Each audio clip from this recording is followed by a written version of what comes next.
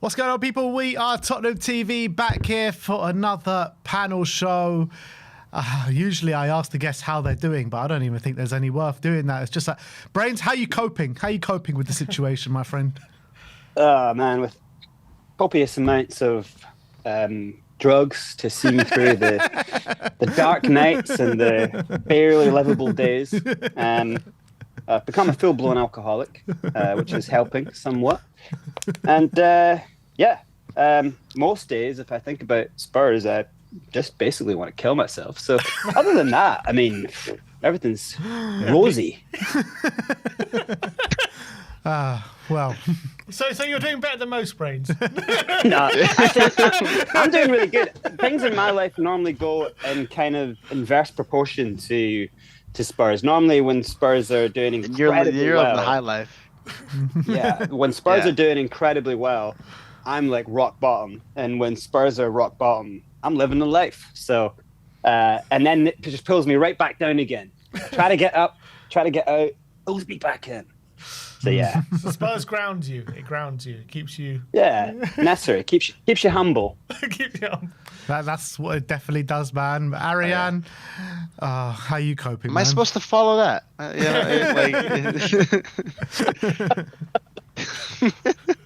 It's Good like morning, first of all. Good morning. Good morning. Thanks Yeah, for waking up 6:30 a.m. eventually. Yeah, Putting eventually. your Britney Spears headpiece on and actually joining us, for God's Yeah, sake. you're welcome. Got it to work finally.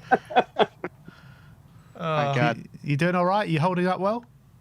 No, not in the state of this team. Like real life stuff, I guess, doing all right. But my God, I have to wake up sometimes. Luckily, I haven't had to wake up at 4 a.m. to watch any of these games, but it's getting there. It's pretty bad. It's pretty bad right now. Because look, at the end of the day, I mean, I don't know if it's worse or better because you guys have your whole day every time a game happens. It happens at 5 p.m. for you, 8 p.m. for you. I don't know what it is. I start off my entire weekend right in at the ass crack of dawn. I wake up at 7 a.m. That's how you start off your day, seeing Spurs I get start battered. off.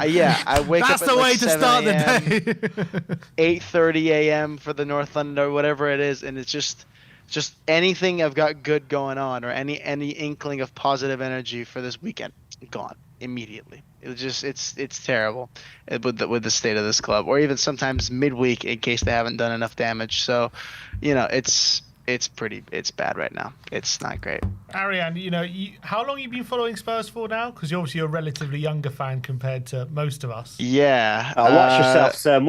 Some of us are in our kind of twilight years over here. So what is it? They say 40 now? is the new 20 these days. It's 7 years now, which is the worst part of that is I've never even seen us actually be that good, right? So we've never been particularly good during my fanhood. But did you ever consider this ever could happen, a situation No, like this? you know what? I always I remember when it was happening to Chelsea. Not even this wasn't happening to Chelsea, but Chelsea were like 13th and 12th for 2 seasons, and I was like, you know what? At least I feel like we're never gonna be that. Like we might finish 8th or 9th a couple of years. We're never gonna, right? And now we're 17th, probably 2 years in a row or whatever it's gonna be. So I never thought we'd be here. Really, I never thought we'd be I would here. take 17th right now. Yeah, literally. I I'll would bite take your hand off 17th the right now. 17th right now. Yeah. But we're looking at something that could literally send shockwaves through the football pyramid. We're talking about the first time a Big Six club could ever get relegated from the Premier League. That's how kind of gargantuan the state of affairs is. Spurs are now 4-1 to get relegated. Look, you got Nottingham Forest, you got West Ham, who are kind of less in the odds than us. But I'm looking at these players right now, and I'm not sure if these guys have got the bottle, they've got the fight to maneuver us through this situation. I mean, how you look? I mean, Ariane, let's start with you because you before we got on, you're saying, yeah, Spurs aren't getting relegated. Then you go quickly, Spurs might get relegated. Do you feel do you feel like these players do have the bottle and the fight to see us through this? You know what? I think now is the time to be thankful that we tried to sign Semenyo. I look at this situation and I wonder what would it have been like had we not tried to sign Semenyo in that January window, or Guehi. Imagine if we didn't try to sign these players. No, Proper ambition, that proper ambition. yeah, that's this is where you have to be thankful for Enoch. I wake up and I say thank you, Enoch. But I think in seriousness, I did definitely. We've got some players we've got a few players coming back. Romero's coming back. Porro's coming back. I think probably around the last few games we're gonna have Kudus coming back. Like we're gonna have a little bit because of we quality did so going back. fantastically well when they were in the team. Well, but I think maybe something will be better if we have players that we accept are generally at least a little better than what we have right now. And I think the teams below us are worse, but the thing is, I was telling this to my other friends. It was like, look, it's not even that we're in a situation where we're very likely to get relegated. Like it could happen. I don't think it quite will. I think we'll probably squeeze out enough points to be slightly not as bad as Forest or Leeds. I think those are teams that are probably going to go down. I think West Ham look really good right now. But the reality is we have been as poor as any team that's been like we've been poor enough that there are seasons where we would have been relegated or much likelier to get relegated. Or if we didn't have those that flukish league, what is obvious now to be an incredibly good fluky start to the season, right? If we didn't have those periods, then we'd be in a different conversation entirely. But we did, and I think that'll keep us up. My issue is not this season. We're at a very critical moment right now as a club, right? Going into next season after, and I just don't trust 2 seasons on the bounce. You have to look and say, look, this is the level. This is the level of this squad. This is the level of this club in the moment.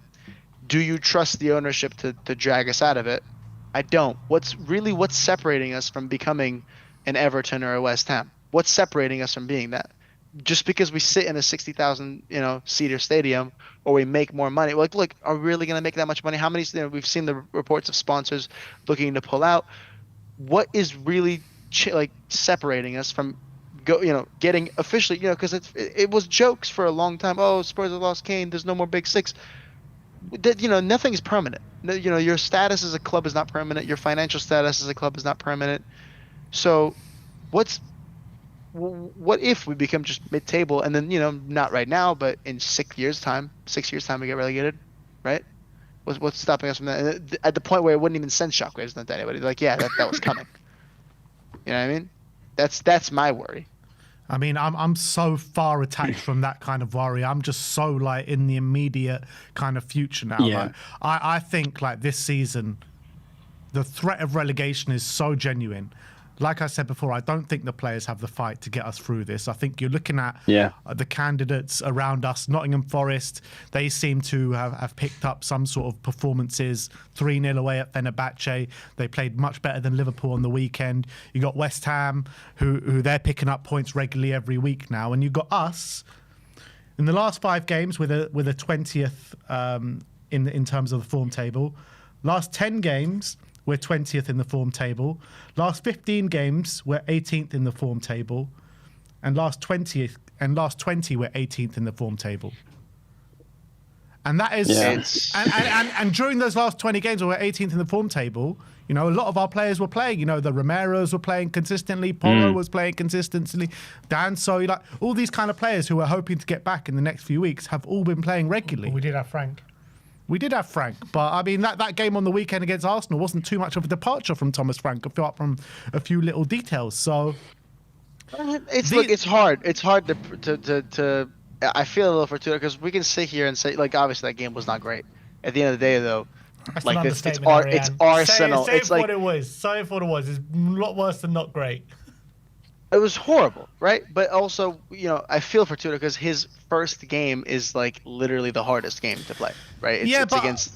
I'm not having that. Oh, it's Arsenal, so it's got to be a pass, because we've seen teams that we perceive as worse than this back in the 90s, back in the early 2000s. When you play Arsenal at home, it's a non-negotiable. You're in the game and you fight tooth and nail to stay in the game. Look, I wouldn't know, but there's been teams worse than this? This is pretty bad. When you compare it player for player, I believe there were teams worse than this. Yes. Oh yeah. Look, I challenge that a little bit. particularly looking at the attackers, because that's always where we struggle. I think you look at our ability to maybe I mean, again, we can see it for, so what can I say? But I feel like it's just we actually just can't put the ball in the back of the net. So, but I think I'd probably wager that if you look at whatever teams you're thinking of, you look at the front line. I think they probably have better players than what we got right now. I don't really trust. What we have to do is look deep into the context, because before you even start thinking about putting the ball in the back of the net, which is, without a doubt, anyone in football will tell you is the hardest thing to do in football. Even tap-ins are a chain of events. A tap-in is a long chain of events that has to happen before a tap-in happens. And the striker has to be so clued in to every single movement before he gets himself in the simplest, easiest position to score, like Sesko last night. Everything that happens up until that point is a series of complicated, well thought out, well structured, well trained events that takes for every single person in that chain to be in a state of confidence to execute it.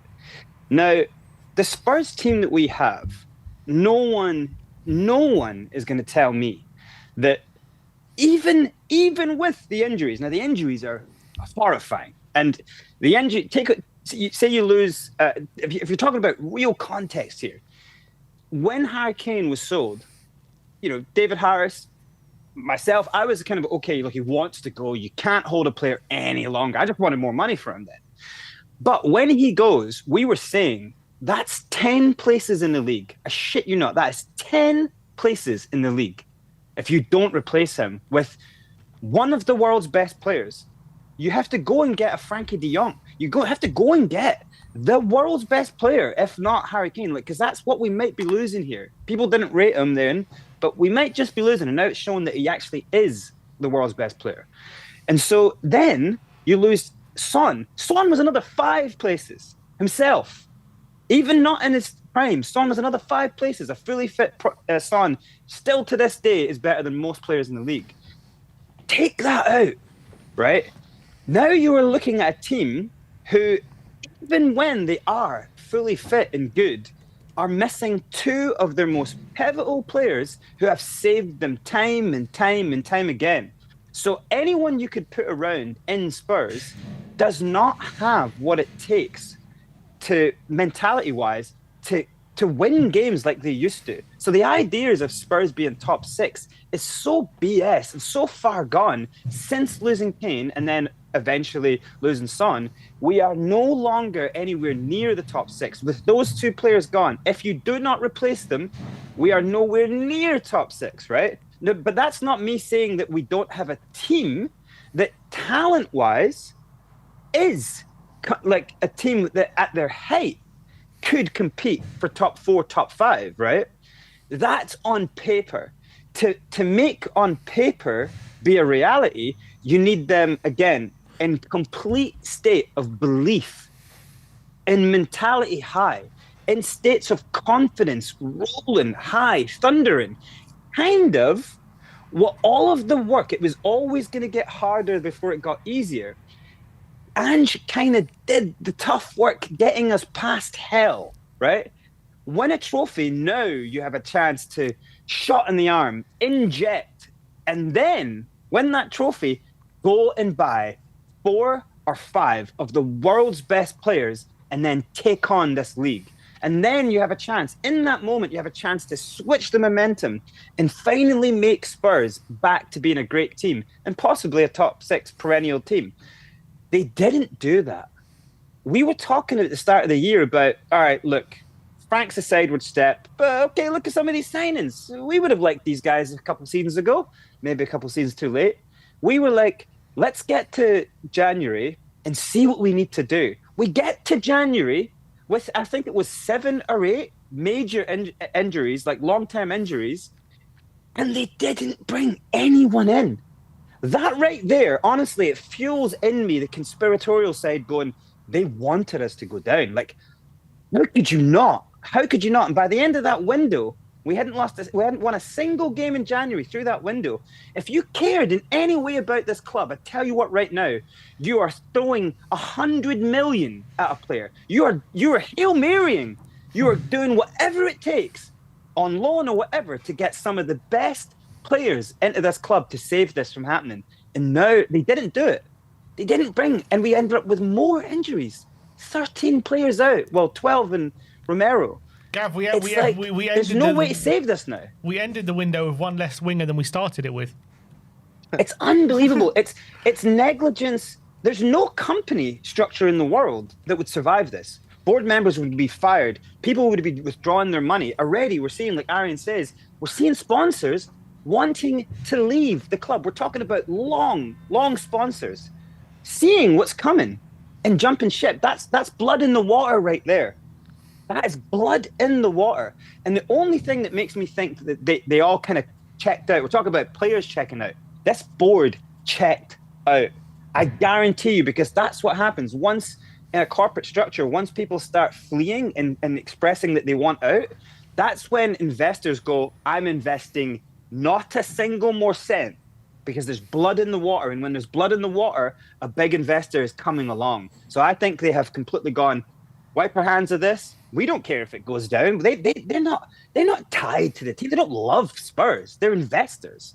So they have wiped their hands and they are sitting back going, let someone take this off our hands now. We're out. And we might have all wanted that, but now they have left us in a situation, like I'm sure you're going to talk about, Ben, that this might not be recoverable, man. This actually might sink us. Not one league, but two. Because Ben, I don't know if you want to take it away. Like, I don't know if there's a way out of this now, unless we win like 3 or 4 games mad quick. If we go down, this is catastrophic for Spurs. No, it really is. And I've actually got some stats. I was watching this really interesting podcast earlier today, The Business of Sport, and they were talking about how catastrophic this relegation could actually be for Spurs. Like I mentioned, no top 6 club has ever been relegated. When Spurs got relegated in the 70s, right, the football landscape was in a very, very different space. Clubs made the majority of their money through ticket sales, wages weren't as high, contracts weren't as long, and the clubs, particularly the top 6, because the top 6 just didn't have the vast cost bases that they have now. And the big 6, Spurs, Chelsea, Arsenal, Man City, Manchester United, Liverpool, their running costs of the football club are gargantuan. They're massive.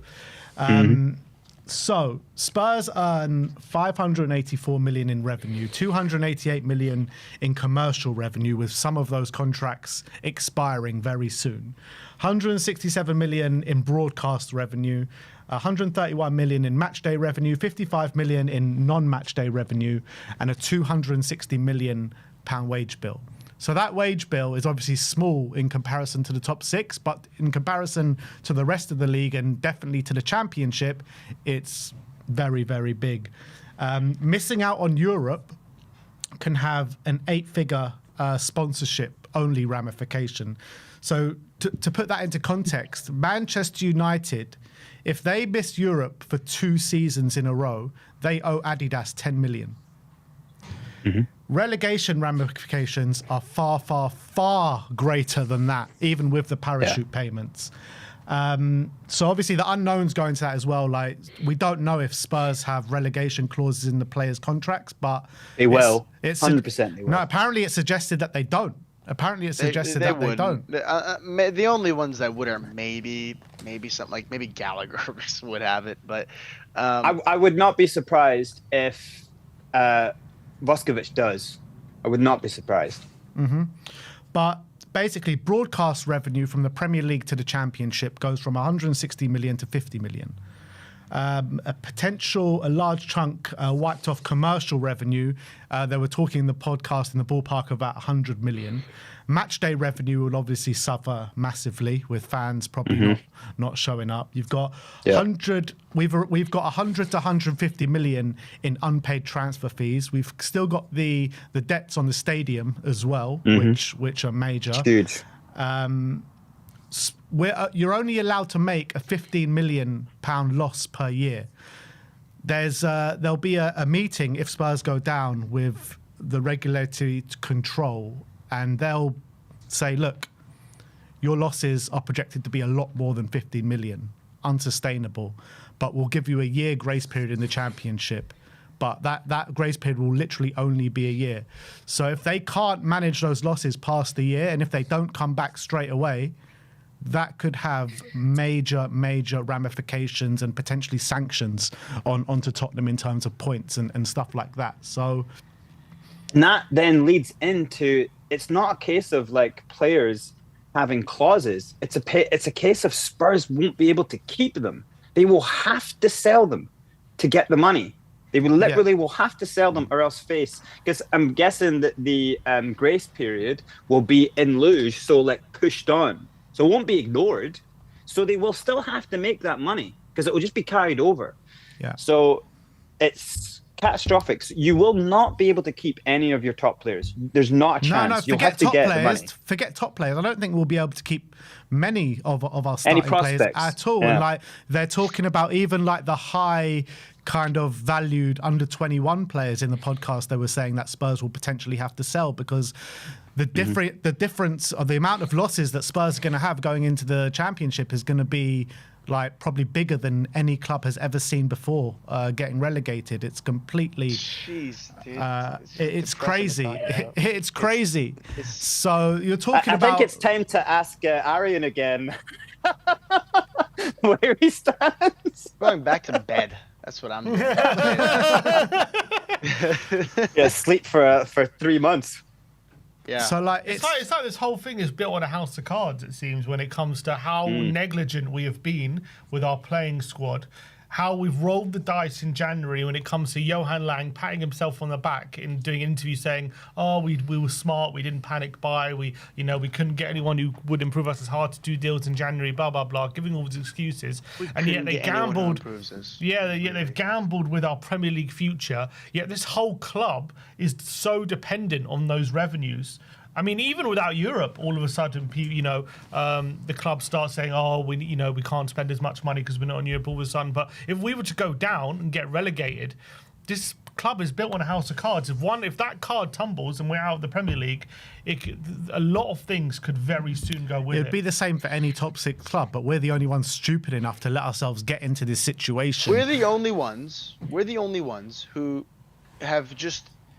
Who actually just think we have a divine right to be in the Premier League. Like, that's just what it feels like. Like, the way the board have approached this, they're just like, we physically can't get relegated, right? It doesn't matter that for 2 years, and what is it? How many home wins have we had across both seasons? So 5? Two this season, and then last season, I think it was 2 in the second half of the season. So in a calendar year, it was 2, but I think first half of last season we won about 4 or 5. Like the point is that under no actual analysis that goes beyond the very surface level has shown that anything we've been doing has been successful. And here's the thing: credit to where what was really encouraging that I thought was like the summer. I was like, this is good. I know it's not enough, but like at least the players we were signing were, I was happy with it. We got Simmons, we got some great, and it was like maybe we're finally getting away from that buy it cheap, buy it twice. And then any goodwill that they had built up was pissed away in the January window, completely pissed away. Where like Brain said, I still cannot fathom what you have to think as like a board member whose best interest surely has to be making something on Spurs, just from any perspective, why you would see a club that is struggling so bad. The fans hate going there. We hate watching our team play from an aesthetic standpoint. Also the fact that they lose every fucking week, right? And you're thinking, yeah, this team needs absolutely nothing. No one improves us. I guarantee you, if they brought in a random footballer who's played in the Premier League before at any point, it would have improved us. I can't think of many players that don't improve us at the moment. Just because maybe they'd want to play, just because maybe they'd have something about them, right? Just for that reason alone, even if they're not very good on paper. Someone like what was the name? People were saying Harry Wilson, right? How good would a Harry Wilson just be? Someone who can get you a couple of goals. James Milner would have been a good addition. Anybody. Like the fact that we're here now, and now again, I'm like, the fact that I'm here having to be positive, saying I think we'll finish the season on probably again 35 points. Because look, we have 27 right now. We have 27 or 29. 29? We have 29. We have 29 right now. And look, we're 2 below Leeds, we're 2 above Forest, and we're 4 above West Ham. And ultimately, we have the easier fixture. We have the easier fixture list among those 4 teams. If you look at the fixture list that we've got is easier than all those 3 teams. And at the end of the day, I don't think the players have enough about them to carry on really any sort of form over a very long period of games. We've got 11 games left this season. I can see us winning 3 at least, and I think that'll be enough. We'll just about scrape by this season. I really Arian, don't think that's to say that we are going to win one more than we've won in the last how many games? I think we will. I really think we will, because look, at the end of the day, also We've won 2 in the last 18, Brains. we've won, which is Now we're going to win But- 3 and 12. I think we will. 3 and I 11. think 3 and 11. Look, it's funny, but I think we will probably just I because actually we have think the easiest fixture list. I actually think this season could be quite a high mark in terms of the relegation zone. I think West Ham and Forest are going to get more points than people think, in my opinion. I this don't round. think These are Forest good will. teams. I think really they don't will. think Forest will. I know they played They well will. against Liverpool, but I think Forest are going to I be think the what team you to have go to down. look at is the context of each team, right? Now, West Ham, they're kind of in and around here for a while, so you have to think that when it comes to this is like a seasonal thing, right? When it comes to this period of the season, they'll be getting like energized, like, all right, like roll them up, let's go. You know, we were here last time, we've been here a few times. Same with Forest. Forest know what it's like going down, and they know what it does to your club, and they know how like your fan base, everything around Forest right now will be building, and momentum will be like, all right, look, we got very close against Liverpool, we're playing good football. Then you look at their team and you go, oh, okay, look, you know, they could do something here. Momentum and confidence, you could see it's in them. I know they pepper goals all game but don't score, but they just keep going. And you can see something in them on the face of the players. They push, they fight. You can't tell me you're looking at Elliot Anderson saying that player's going down.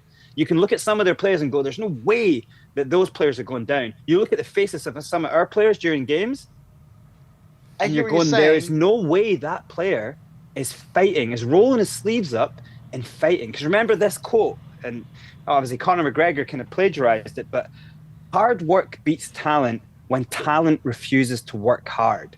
Now, in this context, I'm not even saying that it's even possible for them to work hard. And in fact, that might be the worst thing for them because they are so spent. Did you see Xavi Simons' face a lot of the times during that game? It made me actually sad for him. He was doing things that you actually have never seen him do yet so far. He wasn't even trying. Like Mickey van de Ven made this bursting run at one point. He passed him, and all he had to do, like he does that outside of the foot, Madison type, you know, swill pass down the line. He does that all the time. He just has to do that ball, open channel. Van de Ven is going to smoke anyone he's running against, and he doesn't do it. And he holds his hand up to Van de Ven. Van de Ven's face at that moment, he threw his hands up. And for the rest of the game, Van de Ven was done. You were talking about body language. Van de Ven, at that point, knew, we are done. This is our most creative guy, and he won't do the simple pass that he keeps doing all season. He won't do it. Van de Ven strudged back. He didn't even run back. He strudged back through quicksand. What point in the game was that? What was the score? It was in the first half. It was in the first half. Here's the thing. Honestly, if Van de Ven got that ball, Kolo Muani made a perfect run. It was a dead cert goal. And the way that Xavi Simons just went, and the rest of his face, he never even pressed with intention. He never followed or tracked his man. It's easy. He was dead food. He was dead food on the pitch, and I couldn't believe it, man. It's easy a little to look at these little things in game and But that's huge, man, because no, that's but what the question is. They won't work hard because they're I get what you're dead saying, inside. but you're looking at like moments, right? And it's easy to look at them and make it out to be microcosms of what the season's going to be. That's not always what it ends up happening. Because like, look, we all know Simmons really did not have a good game on Sunday. So you can you know, it's one thing to say, well, this is going to be what the rest of the season is going to be. It's also one thing to say like Simmons just wasn't up for that game, right? Every time he got the ball, it was very clear. Also, Arsenal kind of had the idea that we don't have any real decent passers besides Simmons. Every time he got the ball, he got crowded, right? He wasn't able to do much, and that doesn't necessarily now entail and that's going to be the rest, especially because we, for the next 11 games, have a new manager that we've seen nothing of, right?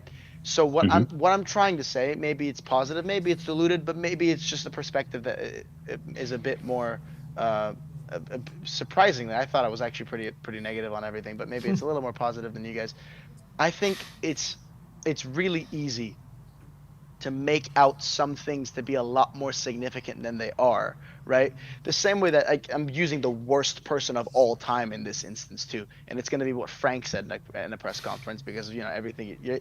But there was one time I think it was like Van de Ven like brushed past them after like a game, and people were making that to be a whole thing. And what he said in a press conference, I think a lot of what he said in a press conference was terrible. I thought it was horrible in press conference. But one thing he said, I actually was like, this is a good answer. He said, I understand why you'd ask that question, but it's like it's just not something. It's just not as big of a thing as you might think it is. But it was. And I think. Yeah, it was but I don't think so. Ariane, that was also big enough for in the next press conference to say that Van de Ven and Spence came up to him and apologized. So it had to be something if they had to apologize for it. Well, look, I think what it is because we have such little context of anything that's going on as fans. What we see is, and it's it's so limited. We don't know exactly. Example I'll give you is, we got a lot more. I'm sorry. So we got a lot more insight into these things in that one season where we had a documentary, right?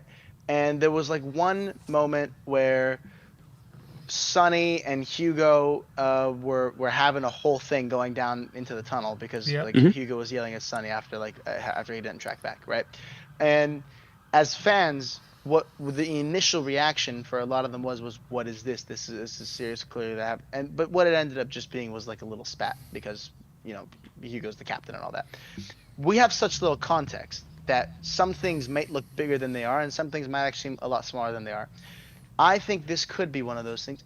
I'm not saying for sure that it's nothing, but I think given the context of the season, given the context of the game that Xavi was having and everything, you look at that first half, I think that what we got from that 1-1 first half, that a lot of us came away was, we're actually showing a little bit of, that's what I got. I thought first half, it was really ugly, but I was like, look, we're actually a little scrappy here. We're here to fight for this game. At least it doesn't seem like we're going to roll over for this North London derby like we have for the last few.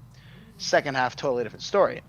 But I don't think that you can point at that game and convince me that it's enough evidence that this group is done for. Ariane, let me just jump in. Before that, just quickly, Ariane, did you see the clip of Van de Ven circulating around? Yeah, I was going to where Tudor is going to push him up and he just doesn't go. Yeah. What did you think of that?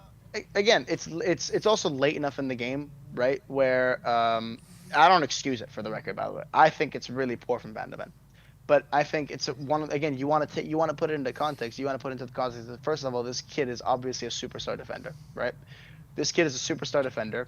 He's definitely dissatisfied with the club. He's young, right? And he's frustrated. That's the context of why he's probably being lazy or whatever it might be. And you can look at that and say, this is going to be what Van de Ven's going to be like for the rest of the season, disinterested, not happy, not listening, and all that. Or you can look at it and look at it kind of from a human lens and say, this is a young player who's unhappy, who knows he's better, who knows he's better than this as well. Not better than the club, but he's not a 16th in the league defender who's part of one of the worst. Is that what you saw? Is that what you saw in the video, Aaron? You saw a player not maybe being a bit lazy or maybe someone not quite listening to the manager? I'm saying that it's something that's explainable by something a lot more simple than what we would like to think is someone who's checked out and won't be trying for the rest of the season. I think it's entirely possible that Van de Ven, right? I do agree with you on Van de Ven for this moment, but what you're missing and what my point with Xavi was not specifically about Xavi and about one moment. My point was a bigger point, which was the context, entirety of the game. And it's the context from the point of view of a footballer that, say you're at the back and you're looking at your creative pivot, and he's your most important player in the game because he he comes up with movements and he moves and he constantly has to move and he has to do things. He has to do something a little bit special. And so his energy has to be up constantly. Your number 10s, your creative players on the pitch, they have to be the most giddy, happy, arrogant little fuckers. They have to be. They have to be so positive.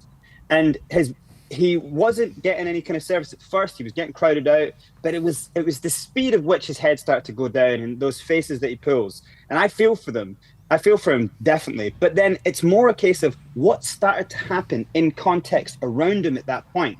Spence, I thought, started really well. But he's in front of Spence, right? Spence, I thought, started really well. He was bodying Saka in certain body challenges. You know, he was easily taking care of him. He was bashing his shoulder. And I like to see that because that shows me that Spence has got confidence, right?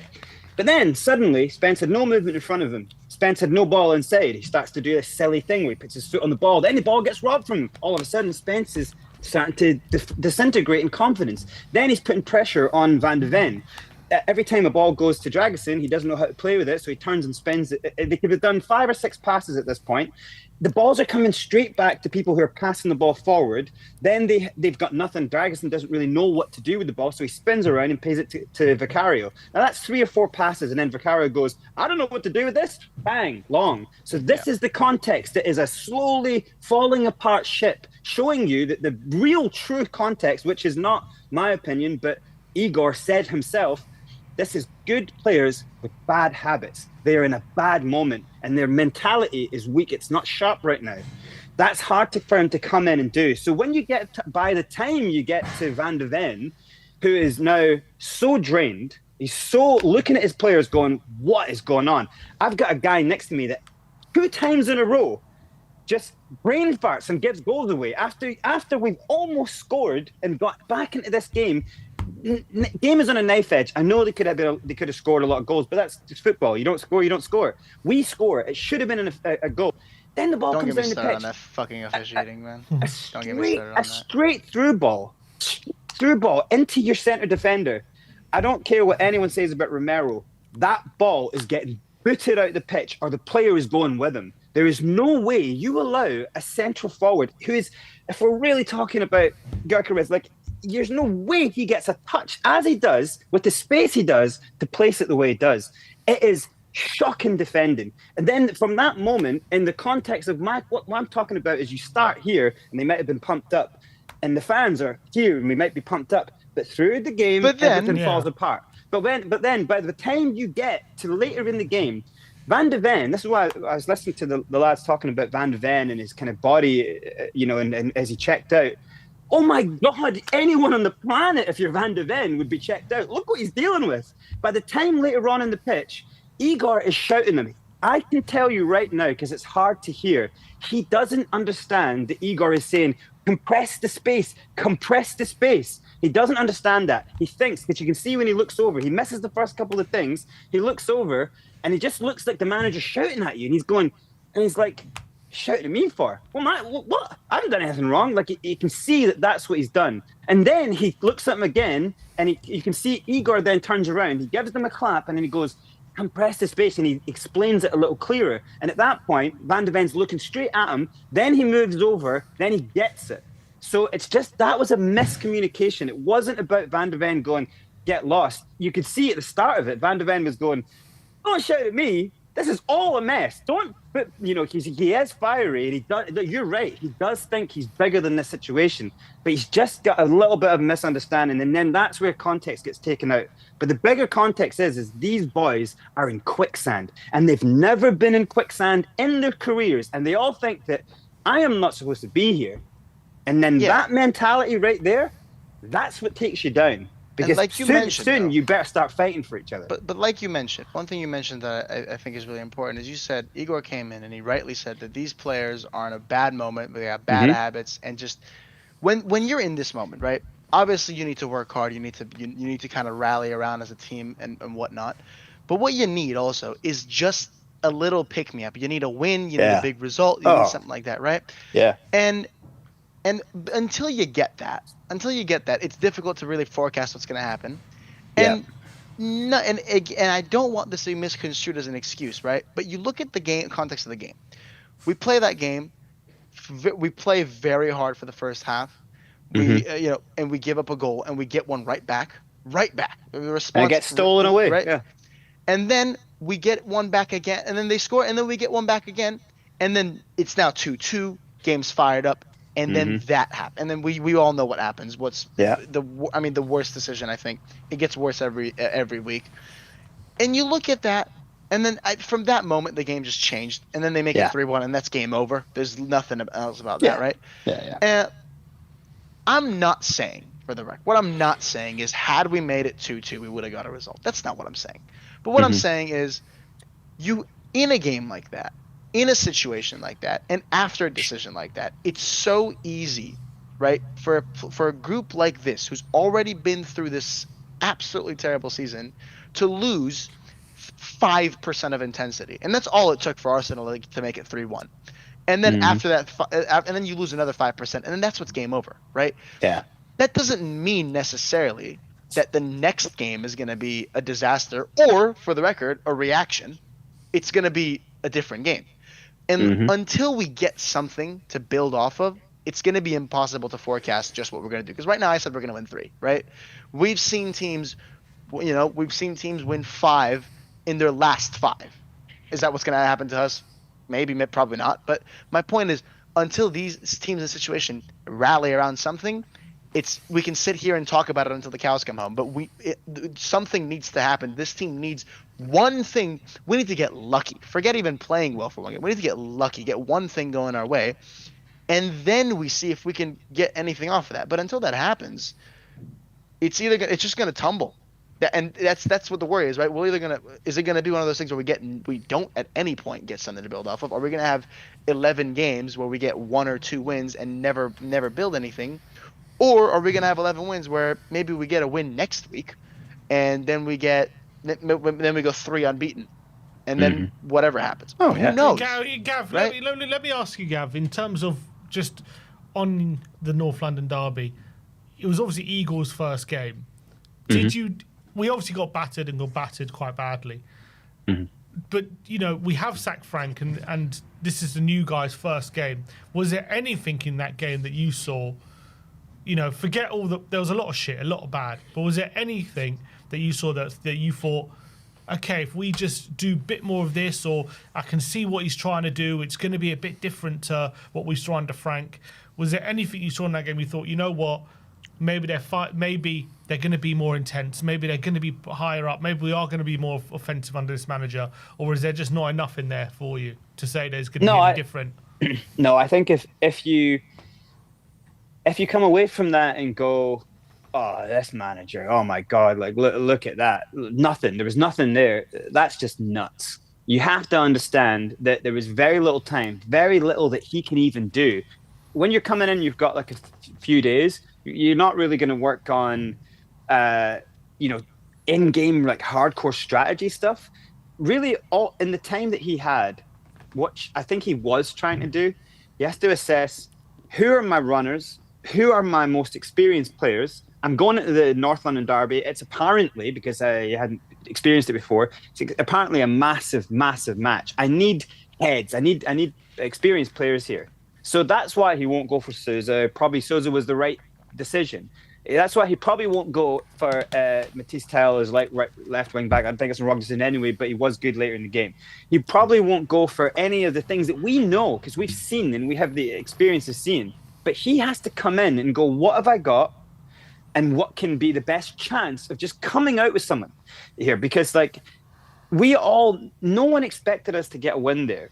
But it's all relevant, because say we come out losing the game 3-2. That is actually something to go off. Because then it looks like, we've given it a go here. One of the positives that came out of it, I thought 100% positive, was Randall Kolo Muani. Guy scored 2 goals. Where's this been? He definitely scored 2 goals, man. He scored 2 goals. Yeah, he scored and his 2 goals, movement for sure. his movement was very good all of a sudden. I thought he gave Gabriel a nightmare. I thought he was winning most of the duels. And he just and sometimes he actually won the duels and perfectly did a flick that led right onto a chance or led right onto progression. I thought everything he did in that first half was really good. I thought that's really positive. I think obviously there's a nice relationship between them. I genuinely think, as a manager, you can set up, but what can you do when personal mistakes creep into the game? When you have players are so starved of confidence that they just repeat a bad habit. Go back to the goalkeeper. The players don't come into spaces for Vic either, so they just go flat and to the side, and that's so easy to press. You can shut down the channels by that press. So he's not really from Carrier's perspective. You have to understand he will be seeing the game in 2D. He doesn't have a clear pass. You have to understand. And every time he ever tries to go something direct, he gets massacred. So he's so traumatized from that. He's not going to do that. So he just goes long. Now, how can we progress the ball? So if you're Igor and you're looking at them go 1 pass, 2 pass, 3 pass, and he's going, all right, cool. Passing and getting completed passes is how you build your confidence in the ball. And then it goes to the 4th pass, back to the keeper, kick long. How can he change that? How on the pitch, how can he change that? Of course, Vicario doesn't kick long in training all the time, but in a game, he's so petrified. He's getting booed. He's getting every time the ball goes near him. He's just going to go long to avoid any blame coming his way. But then the reality is the blame is coming your way because you are like crippling us from being able to play the ball, and also that we're not just crippled by him. Who around him is coming to play the ball? Who's coming inside the half spaces to pick up, to be a little pivot, to be a triangle? Who's there? For me, another big positive I saw, the only player who was there, Bissouma. And I thought Bissouma was so incredibly good in tackles. He looked speedier than everyone else on the pitch. I thought if you had a couple good players around Bissouma, you could have got something really going there, because I thought Bissouma was at it. I thought he really looked good. He looked like our best player for the entirety of the game, not for just little parts. I thought he was... Colomani, I think, was a little better, but yeah, I agree with you. Colomani was really good. Bissouma did have a major drop-off in the second half, though, didn't he? He did, of course. And he won't. Again, he will still be in the same context everyone else is in, and it's falling apart. He's in front of Dragusin, you know, and how many times did he call for the ball and Dragusin's looking at him, turns and goes back, you know, so... The 6 has to have the confidence to call for the ball under threat. And if you're not an experienced central centre-back, you will not play that ball. And what Dragusin does when he's panicked, he can't see the simple pass. He tries to kick it ahead and run, gets dispossessed, and then there's a turnover.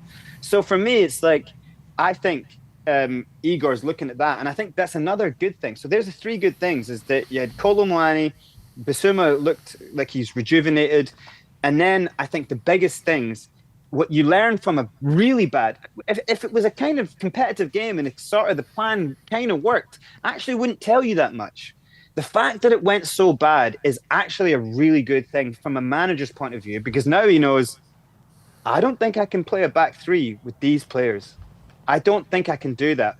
Dragusin, you can see, he does not understand the space when he's playing as a central centre-back in a back 3. Doesn't understand it. He doesn't understand it. He doesn't know where to run when the goalkeeper has the ball. At 1 minute he goes left, the other minute he goes right. He doesn't know. He goes left, and it's like you're going into Van de Ven's space here. Like, what are you doing? Like, he just does not know the simplicities of playing a central centre-back and a back 3. He is a right centre-back and a back 4. And I think until Romero is back, unless you want to use Palhinha and Gray in the back 3 with VDV, I don't think you can use Dragusin. I really don't. I think you have to. I think he might be better in a back 4, and then you can play a 4-3-3 or a version of his kind of system. And I think that's so good that he learns now, because, oh my God, don't wait another game to realize badly that you have a hole in your central defense. That it doesn't matter how good your team plays. Does not matter. If you can go up the pitch and do things and get a goal, next time the ball comes down, you're cut open. You can't play like that. You can't play his style of defense without compressing the midfield behind the 6. You can't do it. And it's not just VDV, and it's not just the right side centre-back. It comes from the central centre-back who pushes everyone up. So I think that's incredible that he learnt that. He also learnt that some of these players are so low that of course, he needs to do training sessions. He needs to come up that, like Aaron was saying, there's not much that can work here. We just need a win. But he has to coaches have to, there's so many playbooks. He has to come up with a style. He has to come up with a way to play, and he's got to get them all on board to commit to it, even if it's bad. He's got to get them do something. If you look, this is what I said when Tudor got appointed. if you look at the successes and the failures at Spurs managerially, what they don't have in common is a philosophy, Yeah. a way of play. That's what they don't have in common. What they Yeah. do have in common is a very strong character. You look at Conte, you look at Mourinho, you look at Ange, right? You look Well, Ange had but a then, style of play, but but I'm I saying get what you're meaning. Yeah, but character is main. what made them successes is not theirs. It wasn't Ange's style of play because his style of play is radically different to Conte's and Mourinho's and Pochettino's, right? What made those guys strong was because they had a character and an identity about them that was unshakable, which the players could rally around. Yeah. Then you look at the failures, right? I don't really think Stellini counts, but we can put him in this for the sake of it. Stellini, Nuno, Frank. These are the managers you would say at Spurs are undoubtedly, and even like Mason for like the 8-game stretch he had. These are the managers you look at and say these managers didn't do well because they didn't have anything about them, right? Yeah. And you look at Frank and you look at Nuno. Ultimately, what you felt like for Frank, or what I felt for Frank and Nuno, seeing the dugout, it was like seeing like a puppy. It was like seeing a puppy that's been abandoned. Like it's just like you're not supposed to be here. You're not. You don't. You're not. You're way out of your depth here. You're just not. You can't handle this. Yeah. Tudor to me, he's a big guy, imposing guy. He seems like somebody who I think has just the will, has the character to maybe get this team to rally around him, right? And get that little bit, like because the margins are also so thin here in the Premier League. 5% is all he needs to get out of these players more to get radically different results, right? I don't think we saw enough to convince me that is not possible. And like you said, I think you look at the Colomwanis, you look at the Basumas, you look at the way Spence started that game. I think definitely there is enough in there to say, you know what, we could get a result against Fulham, and if we get a result against Fulham and that gets things going, maybe we get a couple home results in a row, and now we're talking a different ballgame. And I think what is really critical, which I think what Frank couldn't capitalize off this, and maybe Tudor won't be able to either. If we can get a big result in the Champions League, something that we get to the quarterfinals. I'm not saying we're going to win the Champions League by any means, but if we can get a big result there, that can really spur the team on to feel good about themselves, right? It'll give them that thing to play for. It'll give them that thing to say, we still have. I think the Champions League is obviously we're not winning that thing, but our season's not dead because of it. Like we're still in it, right? We're still in it. So the players can't check out because we're still in it. That was another thing, by the way, that I thought. I mean, I get what you're saying about like it's motivational, right? Honestly, in all of the coaching and when you do all your badges, like they speak so much about the 80%.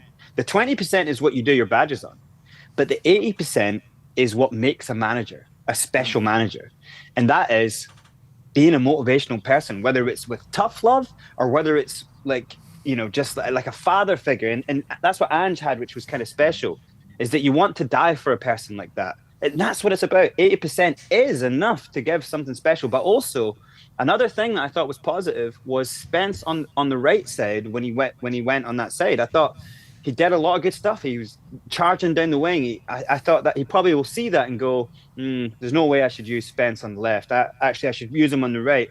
And maybe I should give this Sousa kid a try. Or, I mean, I was going to say, VDV is left wing back, but we don't have centre backs. Yeah. So I mean that's the thing. So the problem with that though is Porro's coming back now. Porro's going to be back for the Fulham game. Porro, yeah. So you're probably going to play Porro on the right and Spence on the left.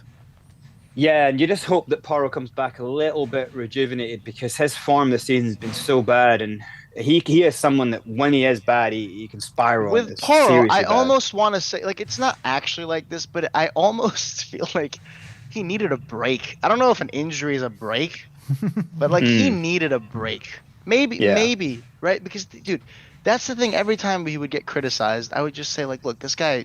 How many players play 3 seasons at Spurs and barely get injured? Like, how many players do that? Like, give this guy a fucking second, please. I also think a massive. I mean, obviously, the huge threat is if is, and I know this is going to sound strange because our attack's been really woeful, but how many times this season have we had Richie, Solanke, and Kolo available?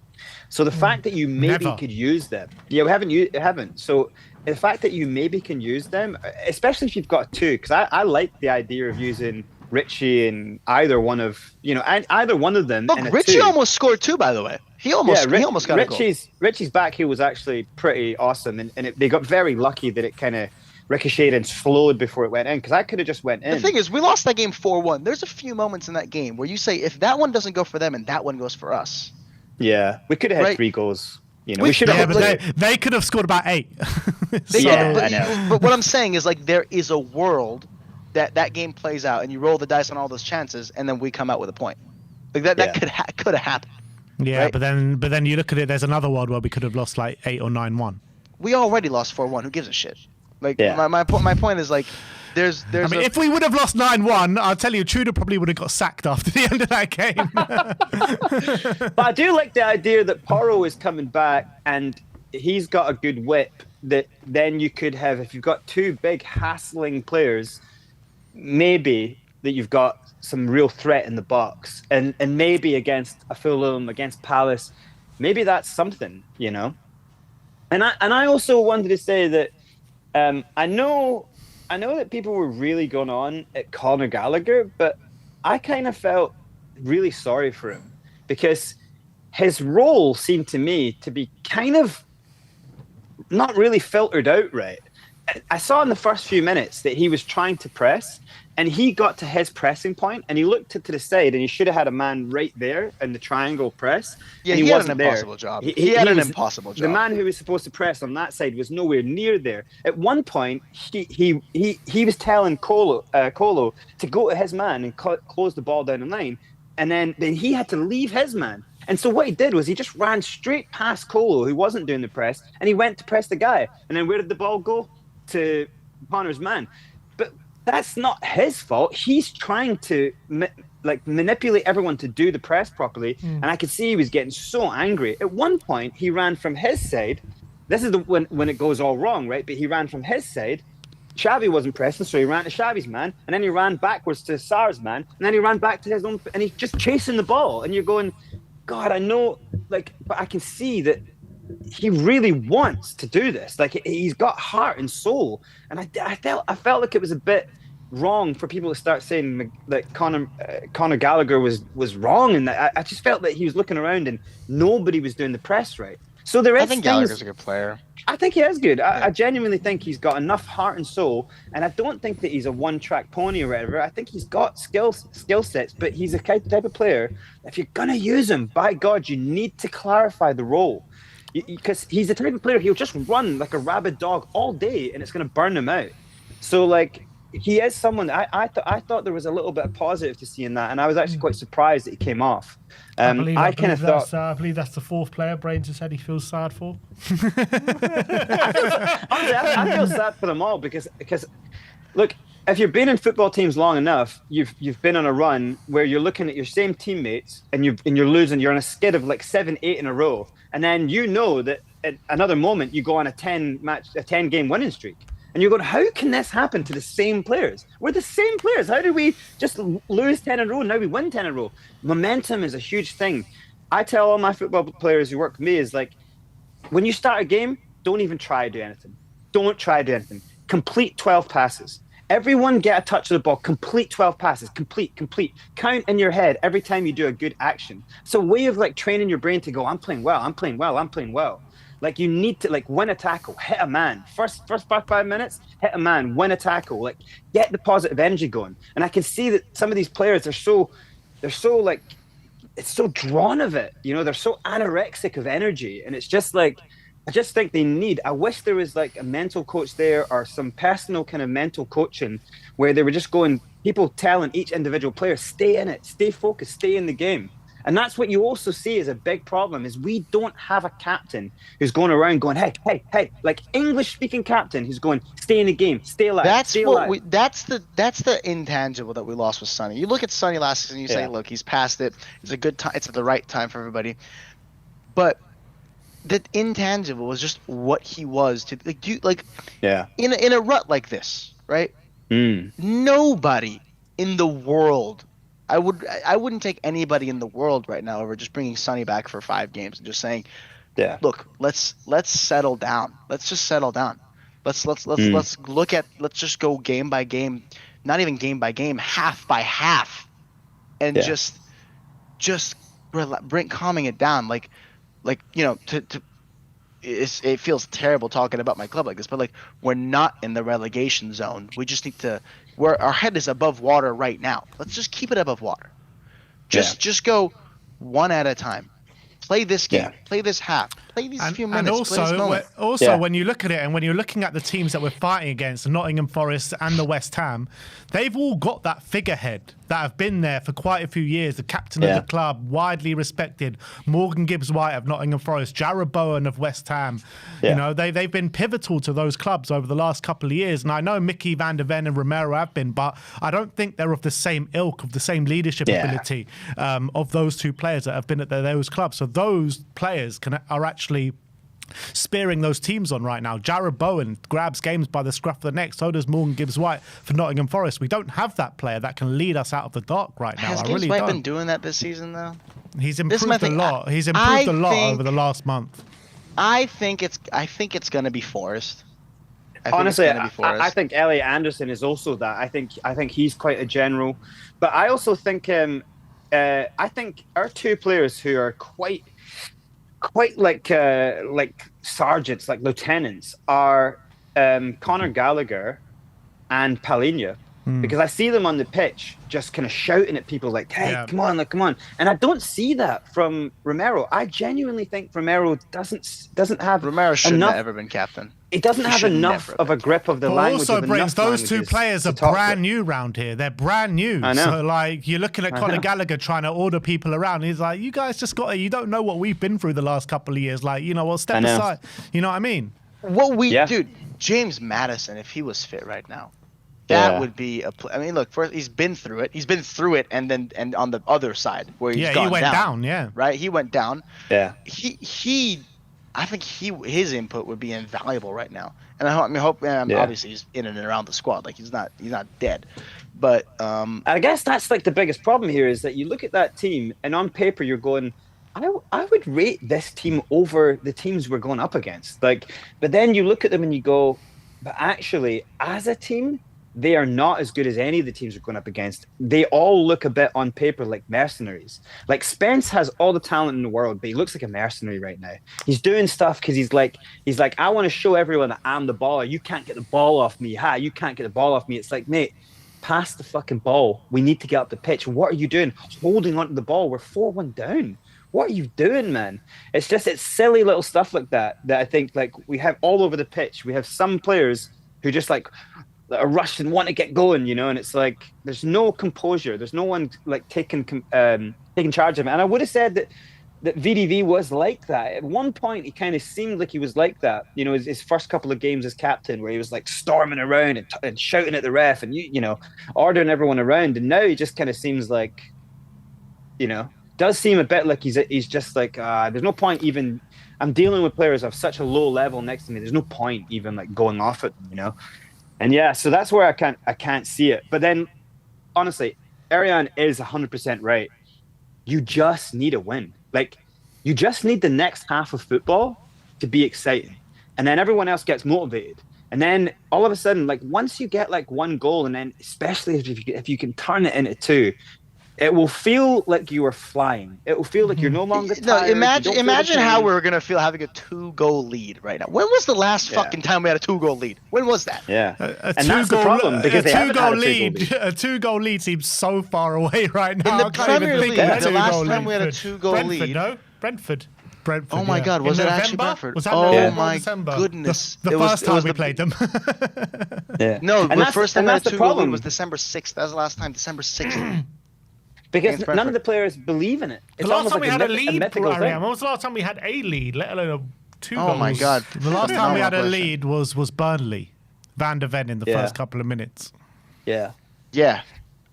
Yeah. Yeah. Who- And Wow. Brains, you talked about Dragoshin and potentially going to a back four. I firmly believe he will stick to the back three. So who is the back 3 that we play? If we don't want to play Dragoshin, then who are we going to play?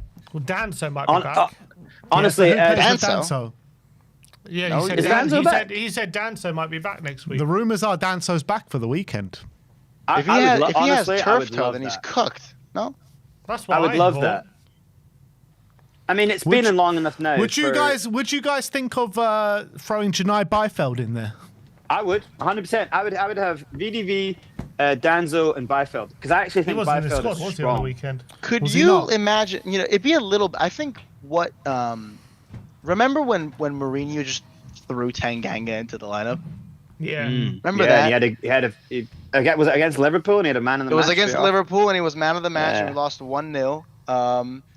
Yeah. But I remember, and he had a He's great, great. like he had the next 30 games was unbelievable, and then he just got injured, and they couldn't keep up, and then we had to get rid of him. I would generally put But- Beifeld in there because the qualities that he has is just the qualities that we're so desperate for. I would put him in there that because back he gives a. I would put him in there because like you undoubtedly know if he gets on that pitch, he's doing anything to stay on it. He's doing 100%, anything you know, to stay this on it. guy comes from a proper Tottenham family. He's a proper Tottenham Yeah. boy. You know what it means for him to get on that pitch right now, and particularly to save us from Yeah. relegation. But also, But look, Ben, yeah, you know he's what- you know why 17 he years old. wouldn't? He's 17. Yeah. This is Like- why he wouldn't, because he's not gonna, like, Igor's not gonna come in knowing that he obviously seen Dragusin when he was a highly rated player at Juve, right, coming through. Like he's probably seen that Dragusin's had a nightmare there. So cool, Danzo's back, move him to center. Dragusin might actually do well on the right side of a back three. That's probably where his entire time of playing football is. He's actually been more suited. You know, that would kind of solve it for me for a bit. And then you don't totally lose Dragusin completely, like his confidence. But me personally, I would put Byfield in because of what we've seen of him. But he hasn't seen that, and is it likely that he will go for youth in this situation? Probably not. I Why tell not? you what. I'd I tell you probably what. put Though, Gray in. if you Gray, do, Gray has done better than Dragusin. Sim, did you not put that in? Dragusin's. How many games have we won with Dragusin at centre back, and how many games have we won? Apparently it's a fake stat, but apparently it still was only like 5 in 24 games or something. And then what's Gray's? Because I think it'd be a lot more. Well, the thing is, like, they played a lot of games together, so it's hard to do that because it was a lot of it was Gray Dragusin.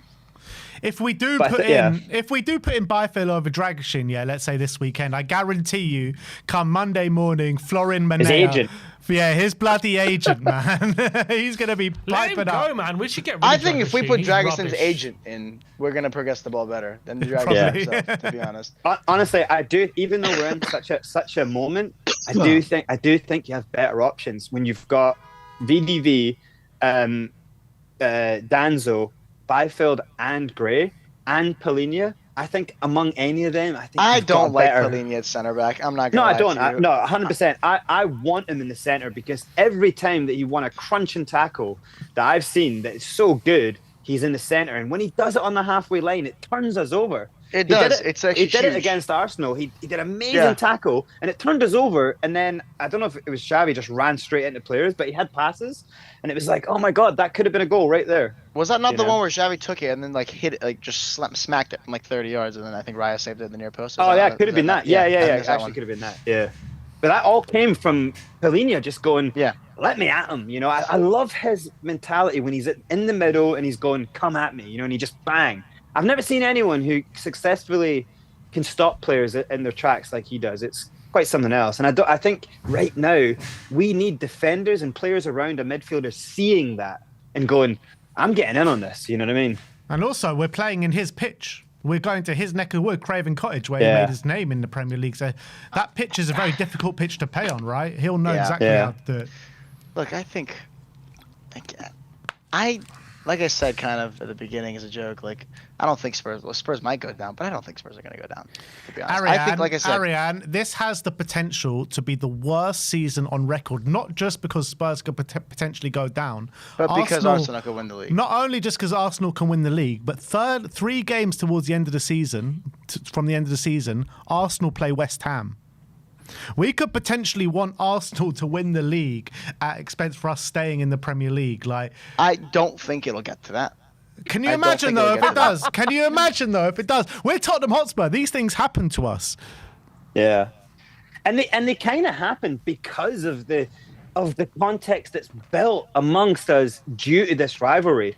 My view of it being kind of not North London born and bred, but every single minute of my life that I've lived in London, I've lived in North London, and I did that because I've been a lifelong Spurs fan. And so my context has always been also being from a kind of South Africa and from a country that, like America, Australia, and South Africa, they all never ever have any idea in the head of ever trying to lose a game of football. So that doesn't sit well with me. But because of that context of ever conceiving like that you look more to your enemy having a bad season than care about yourself, that has now led us to this situation, which is just, for me, the football gods being like, we're going to show you for not having the proper faith that you have to have in your football team. We're now going to need you to rely on Arsenal to win the league for you to stay up, to teach you a lesson that you should not care about other teams. Only care about Can we yourself. talk about the fact that all Frank wait. did in his tenure here was just take 4 points from Man City and gift them to Arsenal? Oh my it's God. mad. Drinking out of cups. And Drinking on top out of Arsenal that, cups. on top of that, Ariane, we played Chelsea away, second last game of the season. Chelsea could relegate us. We could want Arsenal to win the league. Arsenal could win the league, and we could get relegated all in the same season. This could be the worst season, but also it could be a really funny season if all of this happens and they don't fucking win the league and we don't get relegated. That would be Now comedically, you're it's also talking hilarious. about that's the stuff of fantasy at this point, because we need a series of things now to happen for that to be the No, case. here's the thing: we don't need a series of anything. This is one thing. Look, It's not a foregone conclusion. it's not a foregone conclusion. They're with Arsenal and City are 2 points within the top. Arsenal have what I would consider the harder fixture list, and they play each other. Like Yeah. right now, Yeah, City only have to win City. Oh, I say it only, but we know that they've got previous in this. They just have to win every one of their games, and then they've won the league. Yeah, and 11 wins in a row for Man City is that's just a normal run-in at the Etihad. Yeah, they do that in a run-in. Ariane, and I'm obviously, telling you, there is nothing funny about this season, man. There is nothing not. funny There is about something. this season. No, it would be incredibly funny if we end up finishing like 15th and they just bottle it again. That would don't tell me that wouldn't be funny, Ben. That would be hilarious. Oh, mate, I be still hilarious.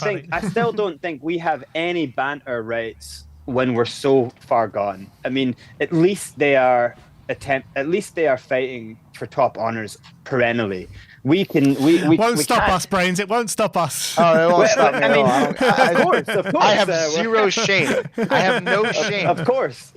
But honestly, it's like, for how bad this I don't. There's no silver shoots here. There's no silver lining. No green shoots. There's nothing to take out of this season. Like, I can't even We can still win the stand. Champions League. Well, no, you are just smoking. I know.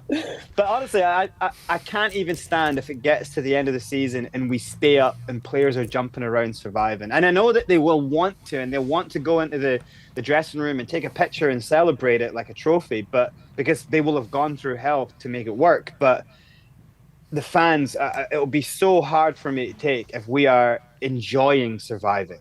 Like, we should never have been here in the first place. You know what I mean? It's like, this is just the worst thing in my living memory as a Spurs fan, you know? Do you think, is there any Spurs fan out there that would actually want West Ham to win in that situation? They exist. If They it give exist. Arsenal, Yeah. if it give Arsenal the title for Spurs to get relegated. Arsenal, here's the thing, know at the end of they the day, exist. Arsenal have won the title before, right? Like, it'll be really, really humiliating again, obviously, but like, it's happened. We can't, if we get relegated, like, My biggest concern is Arsenal to win the Champions League. Like, I've seen them win the league before, like you mentioned. they like, are not that team in Europe. Like, I'm still thinking they're just mean, not that team in Europe. didn't they win They won't every be. game? Didn't they win every game in the group stage? It doesn't matter. It doesn't matter. We finished fourth in that group stage. We finished fourth in that group stage. What should that tell but you? They played Inter Milan and Bayern Munich off the park. Okay, Yeah. so what? It doesn't matter. We beat PSG in this. Wait for the knockout. Look, wait for the knockouts because also look, the knockouts need to come, and once they do, it's a different ball game because Arsenal have. They just don't Ariane, have this it in is Europe. pure They just don't have it. copium, man. This is It's not pure copium. copium. Yeah, It's not copium. I'm telling you, they might win the league because they have pedigree in that. They don't have it in Europe. They just don't have it in Arian, Europe. are you saying that we are the 4th best team in the world right now? I'm saying if Arsenal, He isn't saying that. if Arsenal are the favorites for the Champions League, then we're the 4th favorites for the Champions League. I'll tell you that. That's what I'm saying. Oh man, we might think not have The table 11 never players lies. to The pick table to never play. lies. I think the odds might tell you something a bit different.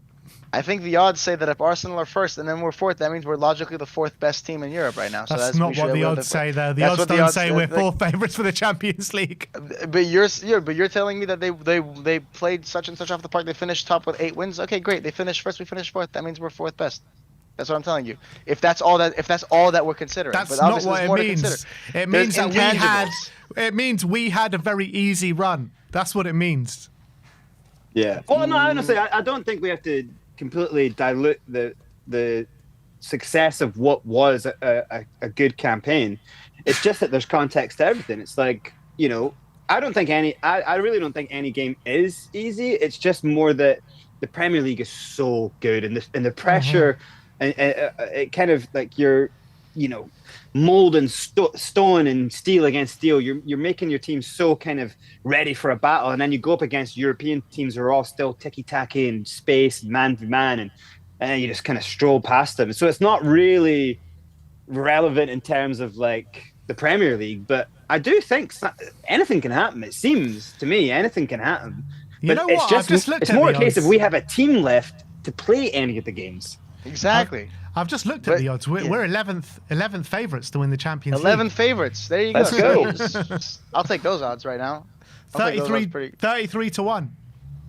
You're saying that if we repeated the season 100 times, we'd win what 3 of them?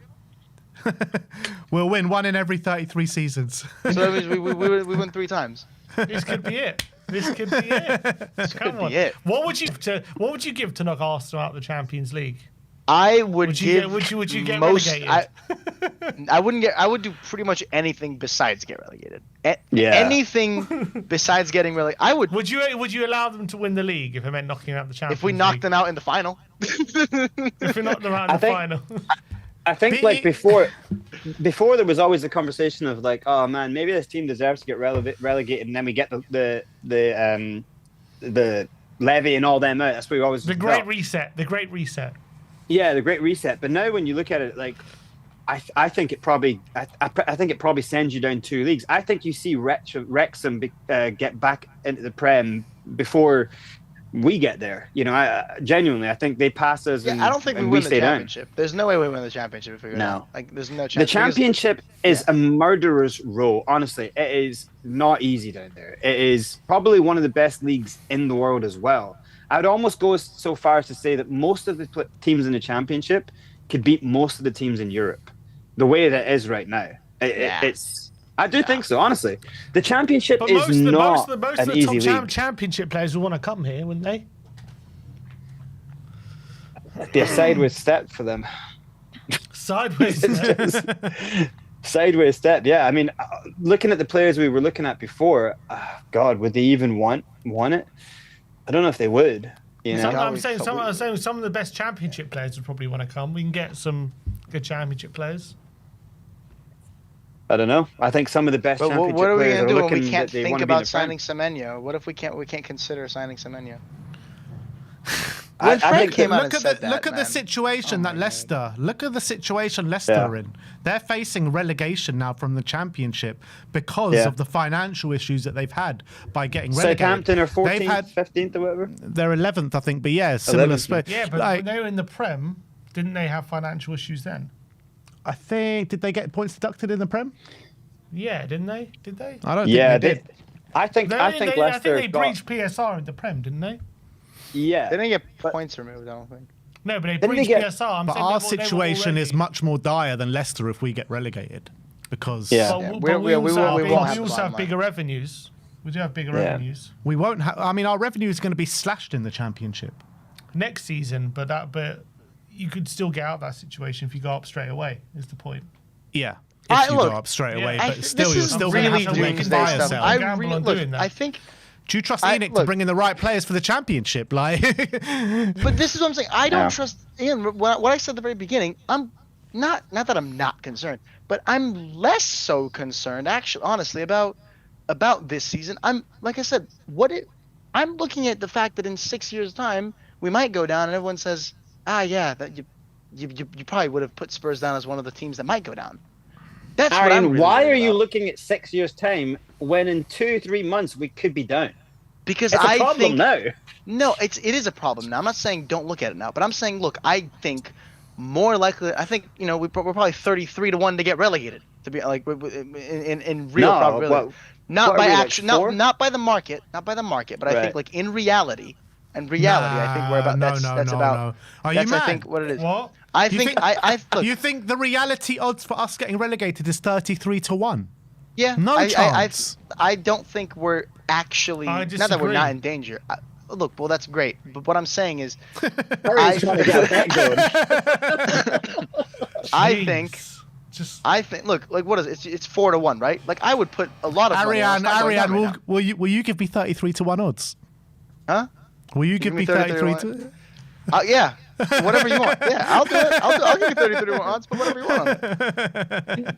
Oh my I god. think it's not the same as last year, though, Ariane. It's not Leicester and Ipswich. I don't we're think up it's the same as against. last year. I agree with you. I think it's significantly worse. I don't think we're in danger of it last year at all. I just think genuinely, you look at the teams that we're in contention with. I think we have better players, and I think we have easier games. And I think it's going to come down to that. And I think once we get one result, and I think we'll get one result, we're going to be able to build off it. That's what I think is going to happen. It's not as Okay? easy as that. It's not as easy as that. It's not as easy as that, but also again, like I think a lot of the stuff that we've we've analyzed could be like you could say it's a microcosm for what's going to happen, but I think it's just like there's simple explanations, like frustrated players, morale's not. But I think those stuff, like Brian said, that it can flip in an instant, right?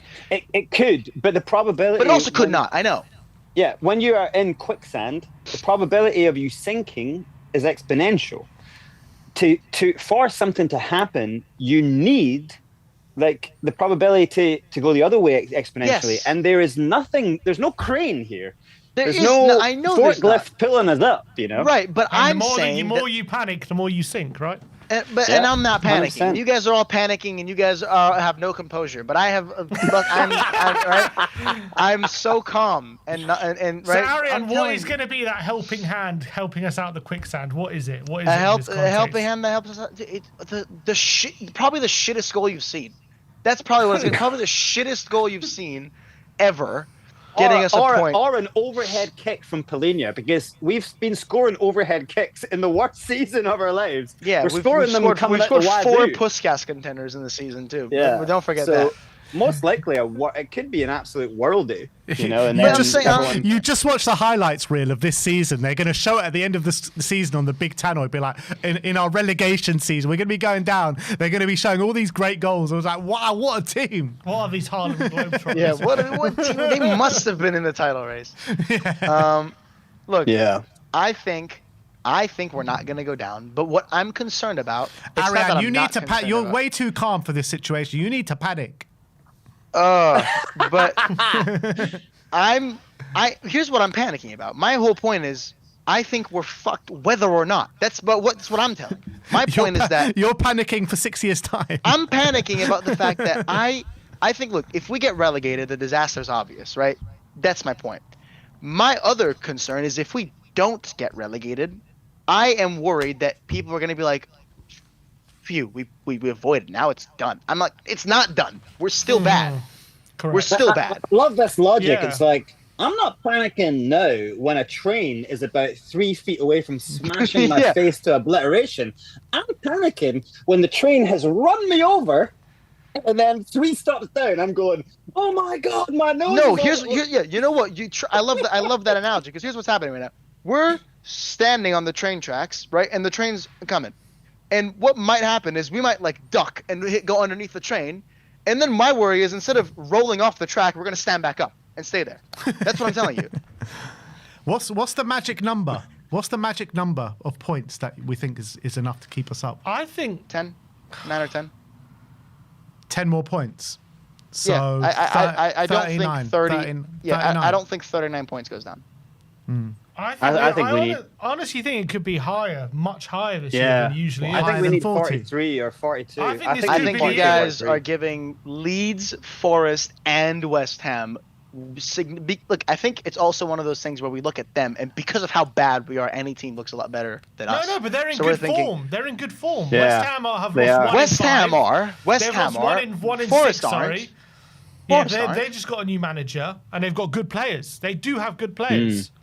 And they're Here's playing the thing, good right? football. Forest's situation is probably the only situation that's comparable and worse than ours. That's what I'm saying. Forest are in no better. They have good players. They don't have the disinterested, injuries we do, and managerials. they do have good players available. Ariane, they've got just a had good 2 manager. really good performances since the new manager has come in. Yeah. And Even they before, and what are they, they, they look, sacked Deitch when he was 1 loss in 6 as well. It wasn't exactly like they were tanking massively.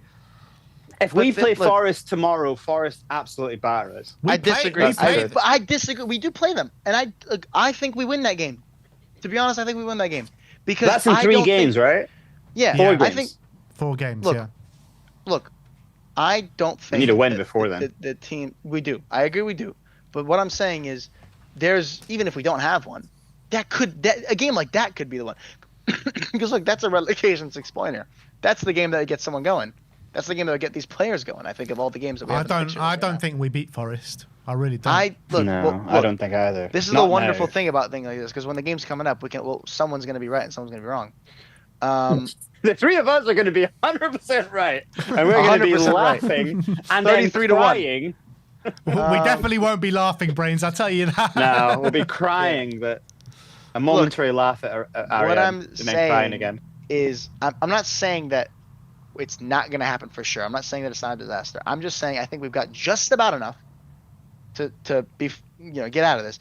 My concern, and I said 6 years arbitrarily, but my concern is like Everton, West Ham. What actually separates us in this situation? Because West Ham on a relegation battle right now. Do you remember 5 years ago?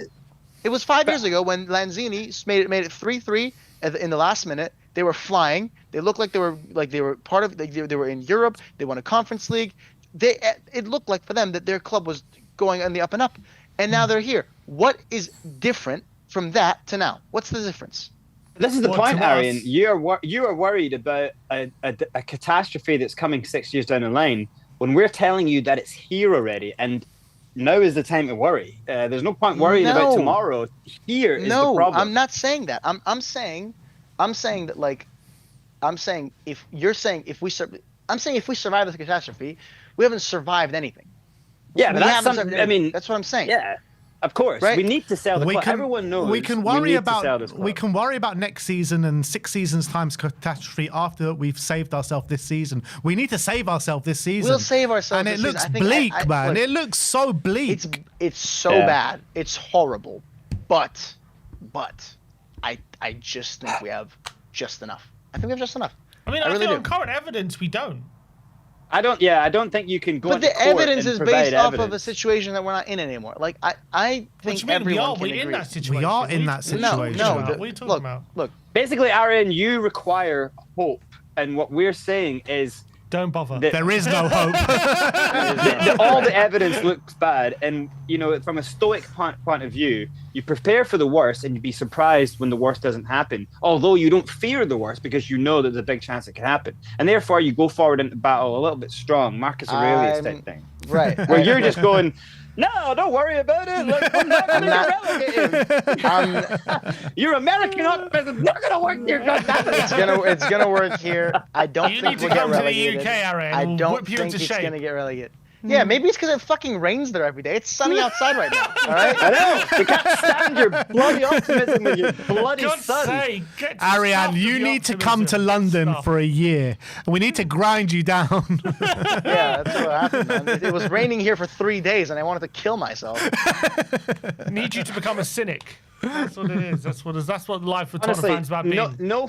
no fan worldwide, if they came to London and like tried to walk around and get a kind of like feel of what Spurs fans think of Spurs, no fan would go, yeah, this is the club I'm gonna support. It's just like they won't get the vibe. It's like every Spurs fan sounds like they hate the club to death. Why would I want to support this? But the realization is it's not the club. It's a love for the strip, for the history, for what the club means. It's a painful stab in the heart to see who runs the club and what they've done to our beloved club, to the point where when players go in, they get this beautiful corporate, beautiful big animal that they don't deserve yet. That is not a football club. That is not. You don't want to go to work every day and work in a fucking spa. You want to go to a football pitch. You want to walk out on a pitch that's muddy and play football better. You don't want to be treated like gods. And then kind of your wages are shorter because you're getting treated like gods. That's not going to cut it. You have to build an actual football club. And actually, the reality is what Wrexham has done to their club since bringing American actors in has revitalized it to no end. And they've slowly but surely built themselves back up to a good football club. And we are going the other way. We have no structure. We have no idea what to do in transfer windows. We have no idea how to keep 22 players fit. We fired a legendary physio and went on LinkedIn and hired 12 Who's the junior legendary physios. physio? Who was the legendary physio? Jeff Scott. The guy, Jeff Scott, who was the head physio, who was at Spurs for a long time, was also a very top-class physio that had been across all sports and was really renowned in the game. And he was ousted, and then they literally went on LinkedIn and hired 12 juniors. How can you keep players fit? Junior physiotherapists have no idea how to recover a football player because they've never been in that situation, and that's what we have. It's horrifying. With the injury crisis that we have, you go injury by injury, and it's easy to look at the medical staff right now. But look, we've got how many ACLs do we have here? Like, look, we've got 2 ACLs. I have it, which is not. Not got 2 ACLs. We've got Ariane, you're picking on the wrong person if you're going to talk about injuries here. we have 5 ACLs in the last 18 months. In football history, there is no club that has had 5 ACLs in 18 months. That is an inherent, horrible problem that's inherent in the club. That is a med team that do not understand how to. But look, an ACL is a product of overloading. If you don't buy enough players and you're forced to use the same players over and over, it's gonna come. It's gonna happen. So that's just what happens. Right. So then, here's the thing: any injury, almost any injury, is made more likely by fatigue. Right. So, and an ACL is among the worst. Probably not quite the way you probably say an Achilles is the worst injury you could get, but an ACL is up there. You know, you've got right now Odobert and Madison. You've got Kulusevski, who has apparently had his knee sniped off of his right leg. But that was an ACL that's become worse. Yeah. It wasn't an ACL. It was a patella, right? The medical team tried to get him to run it off. You've got 3 muscle injuries, and then you've got a toe injury and an ankle injury that are contact injuries. That to me doesn't seem like it's. And look, and I think this is kind of like a really weird tangent. It's not very relevant to the rest of the context season.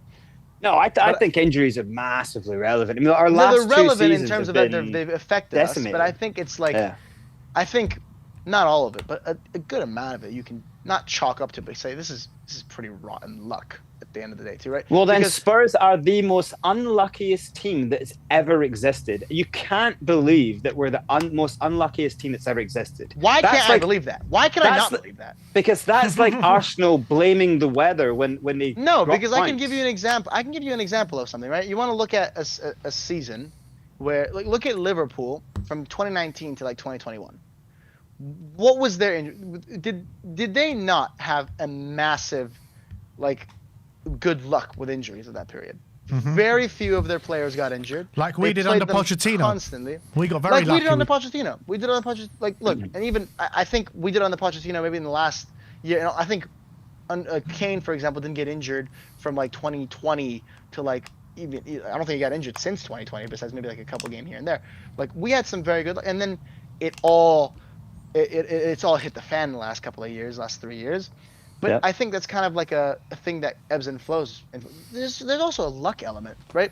No, yeah, Look, but I've gotten big into baseball. I'm saying I've gotten really, really big into baseball. I'm sorry to He's hear given that. up. He's given up on And- Tottenham. I'm And following in baseball baseball, now. He's in changing baseball, there's sports 162. There's 162 games in the baseball season. It's a lot. They play every day, Yeah. right? There's 38 in a Premier League season. What that does is like the value of each game and any little volatility to your injury, like that stuff, it can be so massive because if you lose 3 games in baseball, the best team loses 70 games. The best teams lose 70 games Yeah. a season. You lose 5, 6 games in the Premier League, you can't win the title. Right? Yeah. You lose 10, you can't. You probably won't be in the Champions League. Right?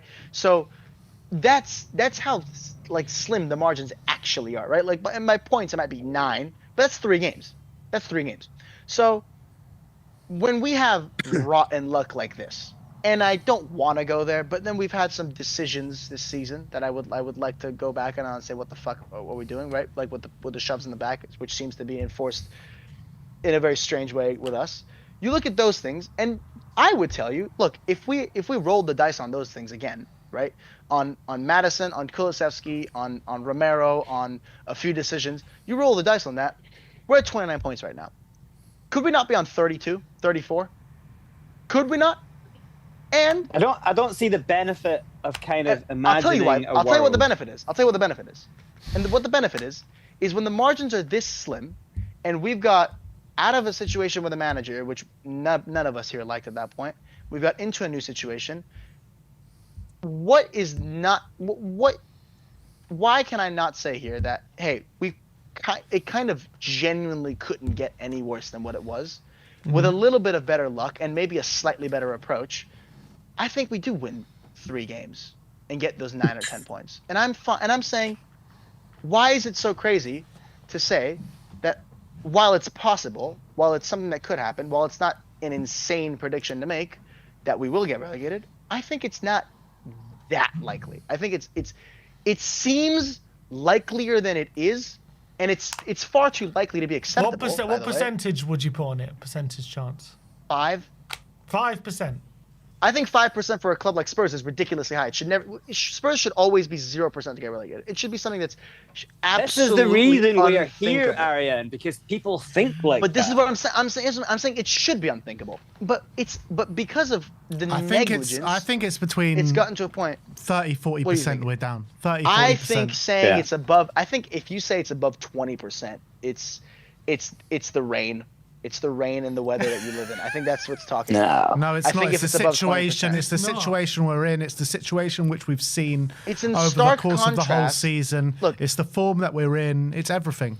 It's a lot of those things. Yeah. But again, I think I'm not saying that all of that is due to bad luck. Obviously, we've been absolutely terrible for now 2 seasons running. But I'm saying in that stretch, not only have we been really poor, we've also been really unlucky. You put those 2 together. Honestly, Ariane, put this out to like anyone watching, right? Go and speak to any people and give the circumstances flat out and go, do you believe that Spurs have, over the last 2-3 seasons, or however long it's been, all the things that have happened in a series of events, right? Yeah. Selling Harry Kane, not replacing him, our strike force being Solanke and Richarlison, even that compared to what we had before, right? And then all the other things that happen, right? Then you finally get, when you have mismanaged a club so much, then when you're now on Schitt's Creek, then you leave a manager, you bring in a manager who's a win manager, who's go football. You know that his football is go. You don't give him a big squad. He then is forced to play only really 11 players because he's a manager's always going to play his best team all the time. He's never going to use the squad or worry about 3 games a week. He's got to play his best team. And yet he's only got 11 good players to play his best team. So in the head of a manager, there's always a crisis. But you leave that manager with 3 games a week, so the load bearing is going to be beyond. So the med department is going to tell that manager, and they're going to go to the higher ups, and they're going to say he needs to rotate these players. And he's going to go, you telling me that I have to play this player over that player? You're telling me I have to drop this player over that player? A manager is always going to go, no way. And then there's going to be injuries, right? And the manager's going to go, I have to play my best player. We've got 3 games a week. We're in the biggest competitions. I have to, there's nothing he's going to do there. So it's not the manager's problem, and it's not really the med department's problem for telling him you are going to get these players injured, right? So then the injuries happen, injury after injury after injury, and you still keep persisting, more and more injuries, more and more injuries. And then you come into the next season knowing that you've just had this season and you can't do this again to a manager, bringing in a new manager, sacking a manager who's won your first trophy in all these years. You sack him. You throw a hand grenade into all the goodwill built with the players, right? Another massive thing this is not bad luck. This is bad management. Then you bring a manager in who's not good for the style of the club from what they've just went through, and you don't give him a whole new team to bring his style of play in or play his way. You give him 5 players who are all actually sort of fitted to the last manager and the last style of play, and then you go forward and more injuries, and the team it does the same thing. He just has to try play his best. And then we end up in players. this situation, right? Exact same situation. Here's what I'm saying. So it's a club not learning from their mistakes, just 100%. not caring. 100%. That then causes a series of unfortunate events, not bad luck, because in a bad situation, unfortunate things will just keep happening. It's the law of averages. Here's the thing. What you've said I don't disagree with you at all. That's not the issue that we're talking about here. I'm not saying that you're dispels wrong. bad luck. There's a reason That's for like bad a spiritual things argument. That's not what I'm talking about. What I'm talking about is, look, we've been horribly mismanaged. The decisions from the top have been shambolic. We don't deserve to be a team in the top half by any standard at all. We don't even deserve to be in the team that's in the mid-table. And you've got to be brave to deserve luck. You've got to be brave and front-footed to deserve luck. But that's a spiritual. Look, I'm not talking about what we deserve luck-wise. It is because you're saying you have to be brave to deserve luck. I'm not saying we deserve anything better. You just said about the bad weather. If you walk down a road and you think that I feel bad, I hate everything bad's gonna happen. You don't think something bad's gonna happen? I get what you're saying. I understand what you're saying. I understand what you're saying. Yeah, go. Let Ariane cook. Let Ariane cook. What I'm saying is, look, this situation is a product of mismanagement, right? Yes, it is. But the direness of it, the fact that it's genuinely, because look, you look at that squad on paper, you would say this is not a very good squad. This is probably a mid-table squad. This is maybe, if we're lucky, we'll break into the top 6, right? You look at that squad on paper, that's what you'd say. It's not a relegation squad. It's not, right? Mm-hmm. So you look at what's happened, and you'd say, look, compare to the drop off, what Spurs have been, massive, no question about that. So that's a sign of gross mismanagement.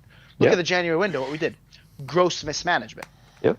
But the direness of the situation is also a product of bad luck. Now, what our attitude was towards it is one thing. But again, when I say it's a spiritual argument, it's like our attitude and our board's incompetence doesn't mean that's not why Madison did his ACL. That's not why. No, but I know that's not what you're saying. I know that's not what you're saying. My point, when you're up and when you're going for it, then bad luck doesn't actually really affect you that bad because you've got momentum. I totally disagree with that. Because look, my biggest example of that would be, how did our first 10 games under Ange end? With one game where everything went crumble. But why was that such a bad problem? Why was that such a bad problem? Because of mismanagement. But what I'm telling you again is, if we had the same luck with injuries that Liverpool had, what if that run extends to 17 games? What if it does? Right? So when I say bad luck, I'm not saying that bad luck is the only reason that we've ever had things not go our way. Mm-hmm. But I'm saying we've had a tremendous number of things that have happened to us in the last 3 years. Some of them very good, some of them very bad. You could say it's very good that we ended up barely missing out on Champions League in the first season with Ange, got into the Europa League and won it. You could argue that was a good thing. It was good luck, right? You could say that because, tell Ange that. Right? You could say that. But at the same time, I could tell you that all these injuries, some poor decisions, the atmosphere, the fact that Frank blew up in our face, right? And he was just all of those things. You could also say mismanagement and also an element of bad luck. And my point in that is, when we're in this last 11 game run-in, where we're in this dire situation and we've changed the manager, hopefully brought in a different approach, what is there? Why can't I sit here and say, look, it's been so bad. It's been so bad from a management and like just a luck standpoint. Both of those things. I don't think it can get much worse. And I'm saying I think if these changes are any percent better, if Tudor is any bit, and he might not, maybe he's worse, but if Tudor is any bit better than Frank, I think I can say, with a bit of better luck as a result of that, like you're saying, you do better things, you get better luck because you put yourself in those positions. With a bit of better luck and with a bit of a better approach, I think we'll be a lot more comfortable. No, but that's fine. But Ariane, that's fine. But what you're saying is, we need to rely on having better luck. But that's not what I'm saying. I'm what not you're saying we need to rely on misunderstanding that. is the word luck. Like, you're accounting for things as good or bad luck when they're not luck. There's a cause and effect. Is it is it good or bad luck that our goal got ruled out for 2-2? Is that good or bad luck? What is that? What is that? Explain that. Explain that to me. The cause there is bad refereeing. Bad refereeing. But that's got nothing to do with us or our mismanagement or decision. That's got so ultimately refereeing just comes down to good or bad luck, right? Things over you would say over a 4-year period things probably balance out, or a 5-year period. You would think that VAR was there to avoid luck being a part of the issue. But we know that that's not, like, again, that's into like the role of VAR and how it should be. At the end of the day, you look at that, you say good luck or bad luck. What would you say? I would say in a situation like that, the fact that we don't get that goal, of course, is unlucky. But the problem is we then don't lose the game because of that moment. I get what you're saying, but again, we lose the game because of cause and effect. But that radically changes the game, right? That still radically changes the game. Sure. Am I saying that it's an acceptable excuse to end up going to lose 4-1? No, but I'm saying if that's different, what else is different, right? Again, you want to, and you can chain this back to any event. If that Sonny goal for 2-0 against Chelsea doesn't get ruled out, what happens? If of course, but that's football. I don't know. But you do call it luck, because when I'm saying the margins are so thin, I'm saying the slightest just difference in something that's total. I think in this context, when I say luck, I'm defining luck as something that is entirely out of your control, which does absolutely affect the outcome in some way. Right? Yeah, that's luck. Dumb luck. Yeah, so what I'm saying that something like a referee, something like a contact injury, right? That's just a total, like when Solanke was injured for 3 months in the beginning of the season, it's because he miskicked the ball. That's terrible luck. That's not but there was a building up of an issue that it was before that issue. There's always this thing with luck. And Maddison doing his ACL preseason. Maddison should never have played that game because he was coming back and he wasn't ready to come back. That's why that happened. So with it's injuries, easy to say that after the fact, right? But I get what you're saying in game and dumb luck moments. I get that, right? And my point on them would be that they shouldn't bury a club, right? Because mismanagement is allowed. They shouldn't bury a club. But my point is, then with the injuries, difference in points would be like 5 or 6. Luck. No. I'm saying the difference in point. I'm not saying that's why we're buried, but I'm saying we're on 29 points right now, and you three are all panicking that we're about to go down. I'm saying a few of those go our way. 29 points turns into 35. What now? But the hardest thing to deal with. I would argue a lot of the wins that we got, we probably didn't deserve as well. You could have gone the other way. Could have less points. Yeah. Maybe, but but you look at those and you look at, are those dumb luck moments? Like, for example, here's a game I'd show you. I probably use as an example is like Leeds, the 2-1 game, where they played very, very well, but there's like Brain said, like dumb luck would be like something like that's totally out of your control. Having a few chances and finishing them, I wouldn't really call that. I wouldn't put that in the same. But the point is, you're saying there's a 5% chance of going down, and now I do think there's a 5% chance. But you're saying that's based on the fact that you think maybe we could get better luck in these last 11 games? No, that's based on the fact that I think the situation we're in is a result of pretty much. I'm saying this version of the season that we've currently gone through in these 27 games. I think this is the worst 27 games that we feasibly could have played. Right. I don't think we really could have done any worse than this. Like, in terms of everything that could have, every single thing in these 27 games that could have gone wrong went wrong. And I'm saying if a little bit less goes wrong and we're a little bit better, we'll do enough. And I'm saying I think there's a right. Imagine me, Sim, and Ben walk into for some like kind of other universe, right? Me, Sim, and Ben walk into Hotspur Way, and they go, lads, what do we do to change this around? We probably provide a dossier of like 200 things, and it would be confuse everyone. So get it down to like 20 things, right? Because we're opinionated on it, and we think there has to be like. And you what know, I would kind say, of- get better luck. Is that what you're gonna say? And they No. go, Ariane, what do you want? And you go, oh, Matt, we just need a little bit of luck. I think you guys are We need a little grossly bit more misunderstanding luck. what I'm saying, though. That's what I'm saying. You guys, like, I'm not making that out to be a main cause. What I'm saying is it's a contributing factor. It's my defense of why I think it's 5% instead of 30. I'm saying this is right now the situation we're in is a product of terrible mismanagement, which is the root cause of everything. Without mismanagement like this, we could be the unluckiest club of all time and we'd be mid-table, right? Obviously, the reason that we're in such a dire moment is because of how poorly we've managed.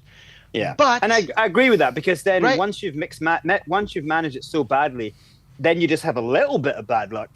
It's huge. I'm saying we've managed it so badly that now, when we've opened ourselves up to a situation that we've gotten very unlucky this season. We've gotten very unlucky with a lot of things, and because we've been mismanaged so bad, instead of that unluckiness leading to an off season, it's led to a disaster season where something really terrible could happen. Yeah, that is what I'm trying to say. I'm not saying, things are going to be better if we're just a little more lucky. I'm saying we need to get to a point where every single thing could go wrong and we finish 10th. That's like if you think if Arsenal right now, if at Arsenal they get 9 injuries, they don't win the title, but they probably get Europa League, right? They get Europa League, they get something, right? But right now, but we've got those 9-10 injuries, and we're in a relegation battle. That's what I'm saying. But you don't get 9-10 injuries like this every season. You really don't. So if that didn't happen, we'd probably be like 12th. We do. We got it last season. Yeah, but that's something that it's still unusual. But right? Arian, in that logic that you've just described, in the situation we're in, like what I think the three of us can't understand, with that logic you've just said there, it's a really scary situation. But now put it together when I say that my concern isn't this season, it's the 6 years from now. My whole point is that if we don't get relegated this season, we play 1 game a week next season, so that we probably get less injuries as a result of that. I wouldn't be surprised if we finish 7th because we play 1 game. Because you look at Man United, who are playing 1 game a week, I get what you're saying, and then the inherent problems get swept under the rug, and it never goes away. Exactly, that's my concern. Because again, guess what? We have another. I think that's every fan's concern, though. I think everyone is concerned about it. We all know that hierarchy is dreadful. So then what I'm saying is I think we're probably not going to get relegated, but my issue is that when we don't, the problem's going to get swept under the rug, and we're not going to escape anything. We're just going to have this situation, but the problem worse. We're saying is that there's no validity to we're probably not. We are looking at a situation where we probably are. On form, on paper, on actual fact of what the situation is right now. I will give you 33-1, Brains. I'll give it to you. I'll take that bet. I don't want to be betting on us going down, though, because I think it's almost a formality, unless if we don't win the next game, our problems become exponentially. Every game then becomes huge, becomes an immovable object. Yeah. So I genuinely think if we don't win the next game, it could be sealed at that point. You know? So what? Wait. So you asked Ben what percent he thinks, and he said 30. What do you think? It's like 60%, 70%. What do you think? Yeah, unfortunately, I think it's above 50. You think? I can't get behind that at all. Because form. We are in a downtrend, and the teams around us are on an uptrend. They're not. Not against. They are. No, they are. Ariane. They very much are. They are. They're not. They're just not. If you look at the form, if you watch how they're playing football, they are. They create chances. They move up the pitch really well. They don't have injuries. I think they look better than they are because your perspective is that of a Spurs fan who thinks right now. No, I'm not a negative-headed Spurs fan. I'm not saying you're a negative-headed Spurs fan. I'm saying you're a Spurs fan. So right now, any team that's moving it's one of the same thing. that's moving the ball up the pitch looks a lot better than us, and so you're like, they don't look too bad. No, but like the reality. Yeah, West Ham are getting points. West Ham are getting points. I told you. I think it's going to be Forest. I think it's going to be Forest release. I don't think. But they have good players. It could be both. Wait, you think Burnley come up, or we both go down? I don't get what you mean. Forest are also on an upward trajectory. Forest are going to get relegated. I don't think they are. I could I see think us. Forest are getting relegated. I could see us finishing I wouldn't in the bank on that. final relegation spot, and both of those teams finishing above us.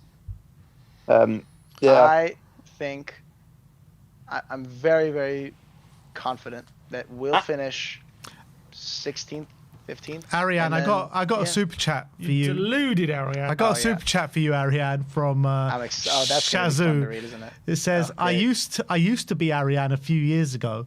Now I get why my Spurs OGs were always so pessimistic. Give it a few years, Ariane. You'll see the light. give it 6. Give it 6 years when we go down. I'll see the light.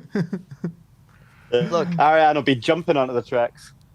Look, I'm just saying, like, again, there is you're right to point out the form. You're very right to point out the form, but again, my entire point kind of important. my entire point is that the margins for that are a lot thinner than you might think. Oh, we They're know a that. lot thinner. Than you Yeah, might we think. know that, but So- at the end of the day, that we keep being on the wrong side of them. Twice in 18 games we've And won. I'm saying, with a new manager and a new approach, I think and with this squad, it's better than Forest, even with the injuries. It's better than Leeds, and it's better than West Ham. I don't know. Forest defense right now against ours is better than ours. Right now, better than ours. So their Yeah, last defense, Milenkovic, Aina, Murillo. Milenkovic, Murillo, and Nico Williams. Nah, It's better. No, it's way better. Nah. than ours. It's better than what we put out yesterday. on Milenkovic, Sunday. I think, is probably the most overrated player. I don't like Milenkovic at all. They I think were he's the most they were overrated player in the league. 2 of the best. So were Statistically, 2 Romero of the and Van best de Ven. defenders. So were Romero and Van de Ven. Milenkovic- They played like 19 games max. all season. Milenkovic and Murillo start the North London derby for us. Yeah, 100%. I think Murillo's a And very Aina. good Ole player. Aina does I as well. really, Ole I Aina think as well, yeah.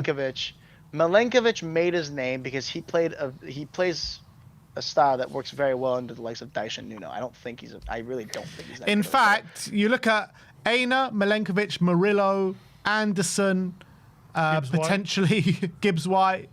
They all Hudson start Odoi. They all start the North London derby for us. Yeah. We would chew your hand off for a Hudson. In Odoi terms right of the now. team we have out right now, Ariane, you can't say that there's much. The to be beautiful thing positive is, about. in what is it, 3 weeks? You know, we will find out. Arian, but That's you the do beautiful get thing. like you have to concede that your standpoint is one of like belief and kind of optimism and. I think but it's certainly more optimistic than you guys, but I think Of you course, guys, of course, you but guys that's- seem like you guys think No, you're but that's more only because realistic we than are- pessimistic, and I No, but disagree with that. I think it's- 5% is it's- crazy. I think 5% chance of going down is crazy. I think it's way higher than that. I In- don't in know how any- you in can come any to that kind of- conclusion. in any kind of discussion, you have to compile points and evidence. Like you have to say, like if someone comes along in any kind of football discussion and says form, injuries, the fact that a team is decimated in terms of confidence, the managers just come in and say these are good players with bad habits, right? You're looking at that, and you're looking that we haven't won a game. We've won 2 games in 18. Now we're expected to win 3 in 11. in 12 and 11. Like if you look at these things, that is you get a guilty conviction on that. If you're going into court, you're going to get that. Like if you go on your side, what your point is that we need luck and that worry about it 6 years down the line. And look, we just need a win. You know, you're not given any evidence to go like Spurs aren't going down here. If anyone's listening to this, and Because listening to the what evidence- you're saying we need, you're saying we just need. I'll tell you, because all the of us to evidence have is, American look, optimism.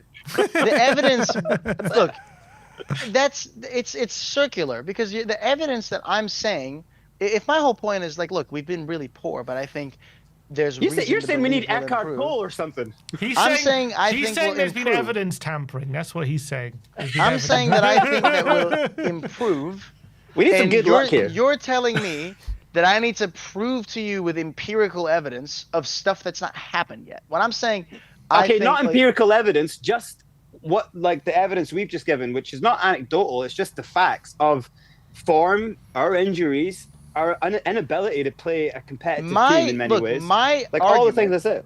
I'll tell you, my argument works significantly better as and by picking apart yours and presenting my own evidence. Because I'll tell you, because I can look back. Like, look, when Leicester won 5 in a row, and obviously I'm not talking about when they won the league after, but when they won 5 in a row to survive, what evidence was there to say they were going to do that?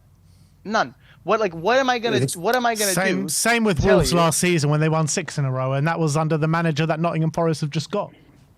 But again, like, that doesn't mean he's gonna do it again, right? Like, a lot of that evidence it's circumstantial, and you have to wait for like a run to happen to say, look, this is promising. We've had only one game sample under Tudor. Yeah, but those things you can't predict are gonna happen. They just happen, or they. I don't think. Yeah, but what I'm saying is you simulate the season, for lack of a better word, and you look at the games. You look at the fact that I think we've got, again, the easiest fixture list, and I think we've got a manager in who's got a very, very good record coming in mid-season.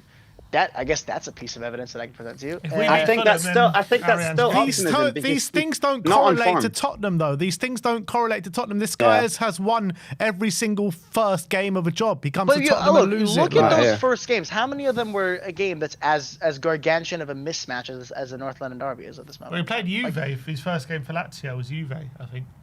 But is that as big of a miss? I'm not talking about a derby. I'm saying is that as big of a mismatch? Like, you look at. There's few, like, again, the gap between us and the top of the Premier League is so much bigger than the gap of any two clubs in any we can talk about mismatches all we want, but Wolves just gave Arsenal a pretty good game, and we would all think we're better than Wolves. Yeah. I think the other thing you have to consider is how much were Arsenal up for that game. I think that was probably the determining factor, not really how much Wolves were up for that game. These are all things that we can't argue because these are like unknowables, you know. But that's what I'm telling you. They're intangibles, and you're telling me I need to give you like a case that I can't really give you in the way that you're wanting. But I can pick apart your argument and say, look, you can't pick apart the argument because you can't tell us that the form we are currently on is going to save us. I agree, but what I'm telling you is you can't tell me that the form we're currently on is guaranteed to continue. That's my whole point. Not guaranteed, but we're saying it's more than 5%. You're saying it's 5% chance. The reason I think it's 5%, again, and the reason I'm saying it's 5% is I'll ask you this question. Do you think this season could have been much worse than it already has been? But my whole point is this. Bad. That's the point. Until right now. It's been that bad. I'm saying up until right now. But we've finally made a pivot, right? We've made a pivot. Now, the question will be, do you sincerely think that this pivot will be will have no effect? Because I'm saying if it has any sort of positive effect, because of how bad the season's been, it's been so bad that I genuinely what you're not look looking at is it can have a positive effect and it can still send us down. I think if it has a positive effect, I guess I disagree on that. I think the situation is dire. It's really bad. But I think if we have a slightly look right now, our points per game right now is like 39. We finish on 39 points. Points per game right now. Do the math. And I'm saying that's enough to keep us up. So if I'm saying already we're on track, if I think 39 is a magic number, and we're on track with this shit form, and I think we get a little better that pushes up to 40, I think we survive. And is that crazy? The points per game is heavily inflated by the points we picked up in the first 5 games of the season. It's heavily inflated by that. If you take out those first 5 games or however many, we're probably on the similar points per game as West Ham, if not worse. But I can play that. I can play the game too, and I say if you take out such and such game, if you take out this game, but you would tell me if you take out West Ham's last 6 games, you know they'll be terrible. But they're currently in that form. They're currently in that upward trajectory. That's the whole problem. But we were in that form, and then it stopped. So why? Like that's but we were in there in August, in September. So why weren't we in it in October? Frank showed his true colors, I guess. It just because form doesn't last forever. Form doesn't last forever. That's my whole point. Like we were in. It's been 18 games and we've won 2. Yeah, form lasts quite long. I understand. Form lasts long sometimes, but my whole point is that this is as bad as the season could have gotten. It can't get much worse, and at this juncture, it can get much worse. It can get much worse. That's the whole point. It can get much worse. But I really don't think. You look at the season. We get another injury. Say Xavi gets injured, like we got no creativity. Say we get a couple more injuries, we're down, and we don't even. It doesn't even matter what you play. Like what you're saying is you just require optimism and hope to I don't hope require for optimism. I'm saying, positivity. with And- as bad as it's been, our points per game projects us at 39 points. Now, Aaron, what this kind of sounds like is like we're 3-0 down at halftime and we're down to 10 men, and you're like, we only have a 5% chance of losing this game because it can't get much worse. No, because 3-0 down. No, I think 3-0 down at halftime and 10 men would be if we're in Burnley's position. Okay, fine. We're 1-0 down at halftime with 10 men. We're not even down. We're getting battered, and it's still 0-0 at halftime is what's happening because we're above the relegation zone. Sim, look at the table. We're not in it yet.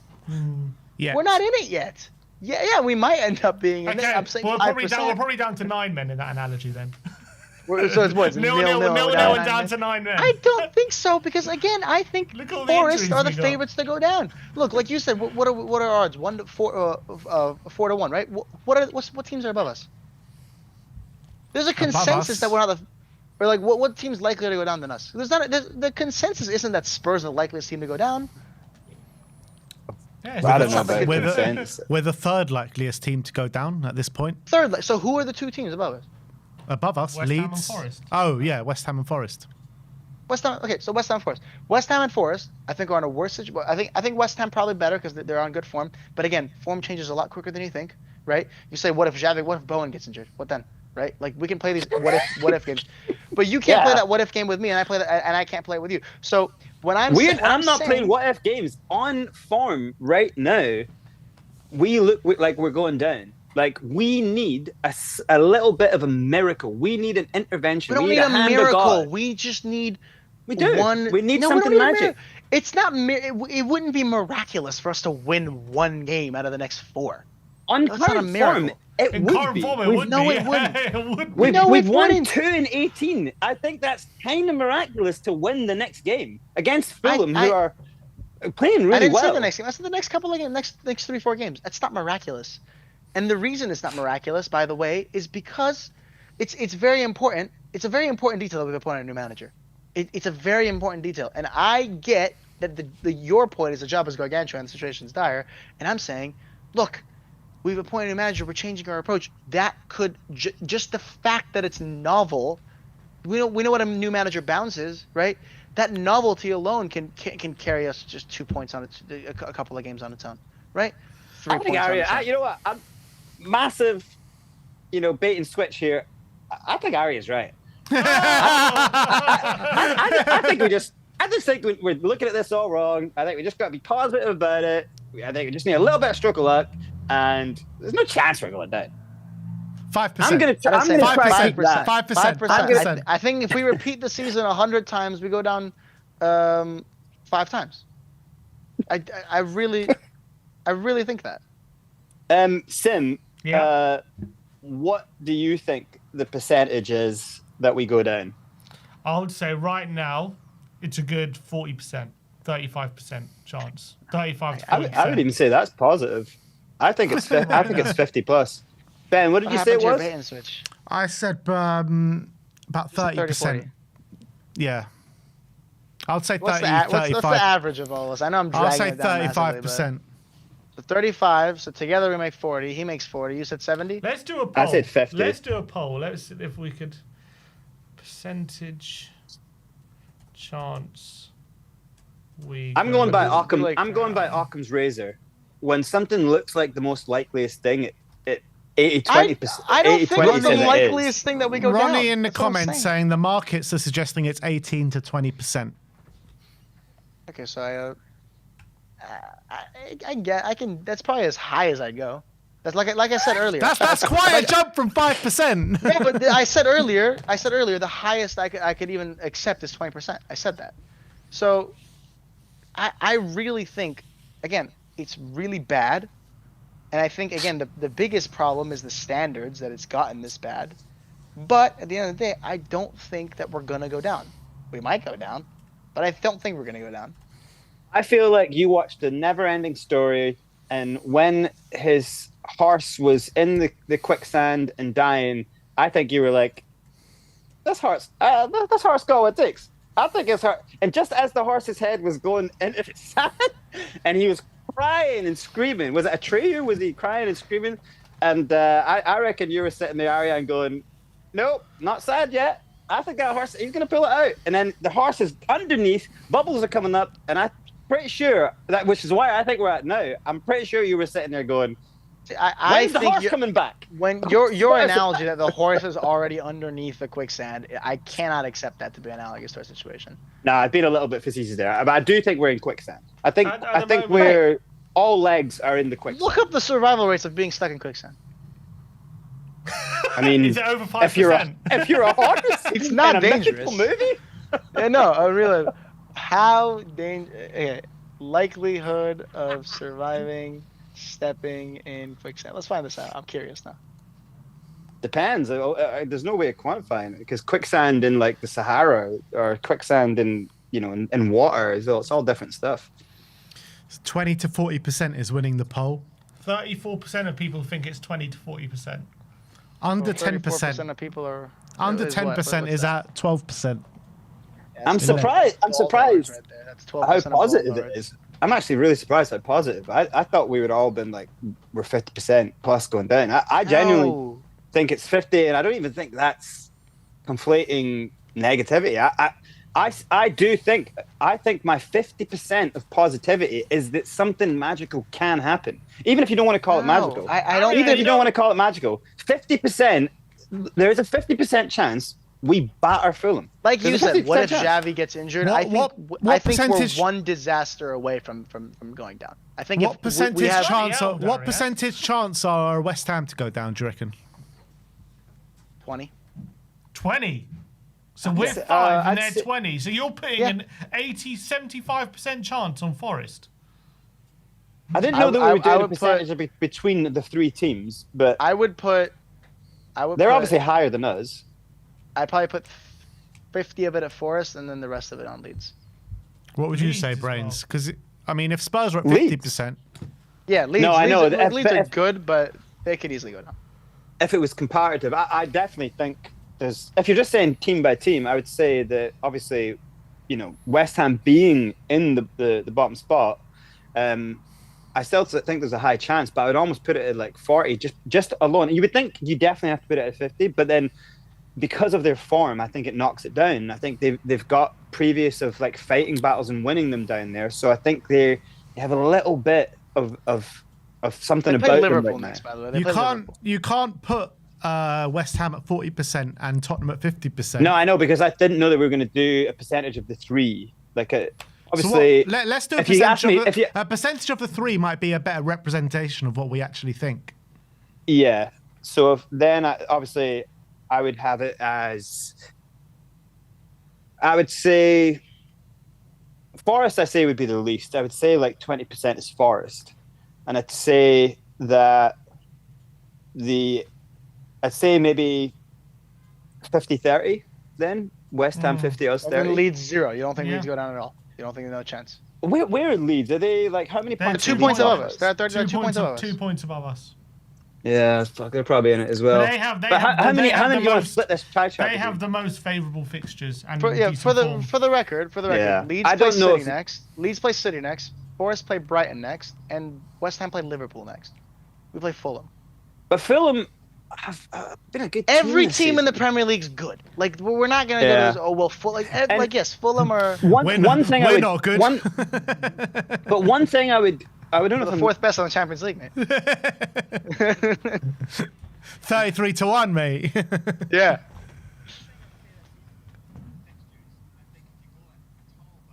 season's gone so far.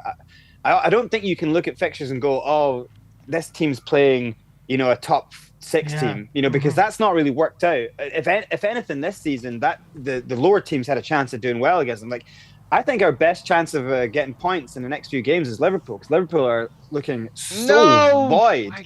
No, We're man. We're Liverpool never lose getting points. so We're never bad. getting points at Anfield. I guarantee you that.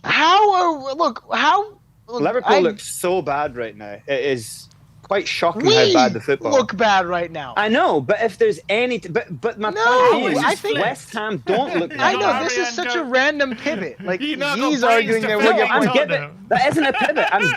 I just said I'm giving. Ariel's like, you're deluded, brains. You're so optimistic. I can't believe you. No, I'm playing devil's advocate and giving one to your side of the argument and saying one thing you couldn't do, like if you were looking at, like one of the things I would not put down on my list of evidence would be the list of games to come. I wouldn't use that because it's been this season, what we haven't seen obvious, like the lower teams are getting smashed by the top teams. If anything, we're seeing the top teams drop points. So, and then if you look at some of their form, especially Liverpool, probably in the worst form of the top 5-6. So, and with that, then you could then do one of these kind of fantastical jumps of, well, we could get points off Liverpool, But for me, I I'm saying understand what it is you're saying. For me, I'm saying the next game is so important to win for in terms of trying to get that manager bounce, because I do think that's an element. That is something you can put on the table as a real thing, but he needs a win now. Like if he gets a point and then we get a win after, fine, it can build. But the team, the squad, the players, they need something good for them. They need their legs to feel a bit of energy.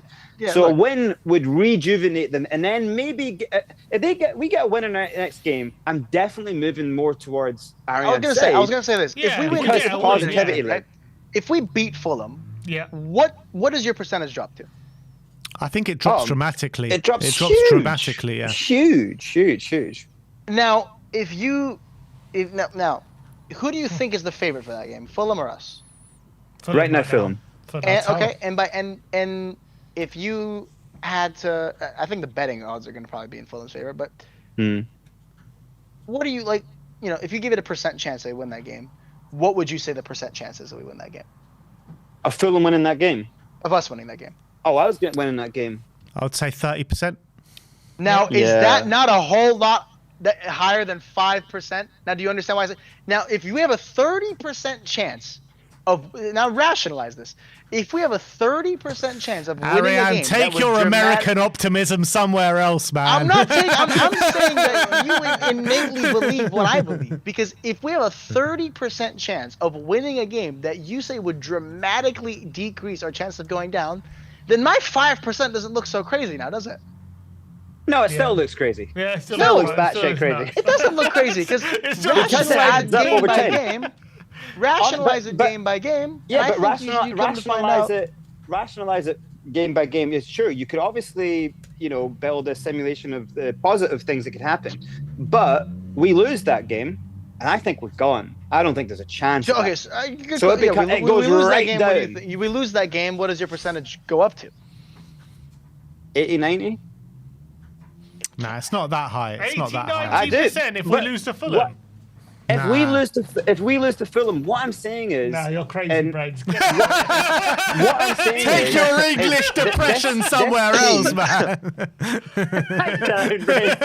what I'm saying is, this team needs a shot in the arm like I've never seen before. Yeah, 100%. This is why we are the worst of all the teams right now. Is that we look so depleted, and we've just lost to our biggest enemies. We knew we were going to lose the game, but we lost in a way that really hurt. And it hurt the manager. The manager's sitting there looking like he's never looked before in his life. He looks so depressed. We had 2-2 there instead of 3-1. Of course, but the team needs a shot. And honestly, I don't think you can afford, yes, I take a draw, of course, I snatch a hand off for it if we win the next game. And yeah, you could build something, but then there's so much risk in that.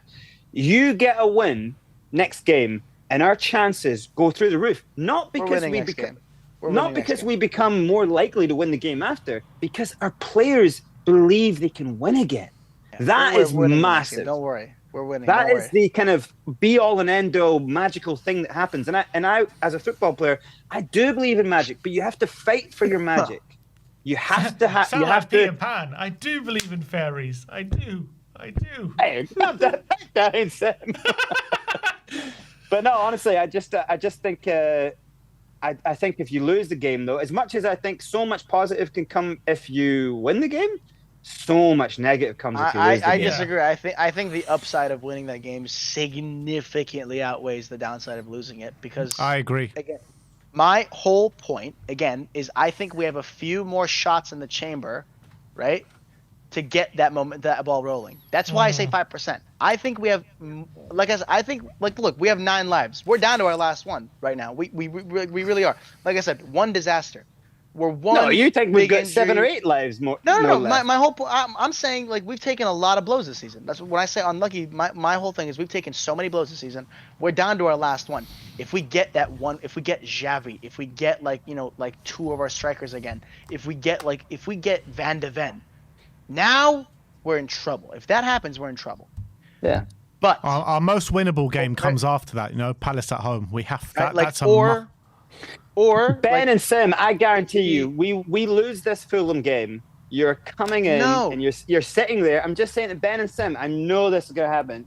We lose that Fulham game. You guys are coming in there and you're going, we are down. We are down. Especially if it's a really disgusting performance. I think you're coming in and you're going, we're down. If it's a horrible performance, and we lose 3-0, all over the place, and you've got Richarlison missing sitters.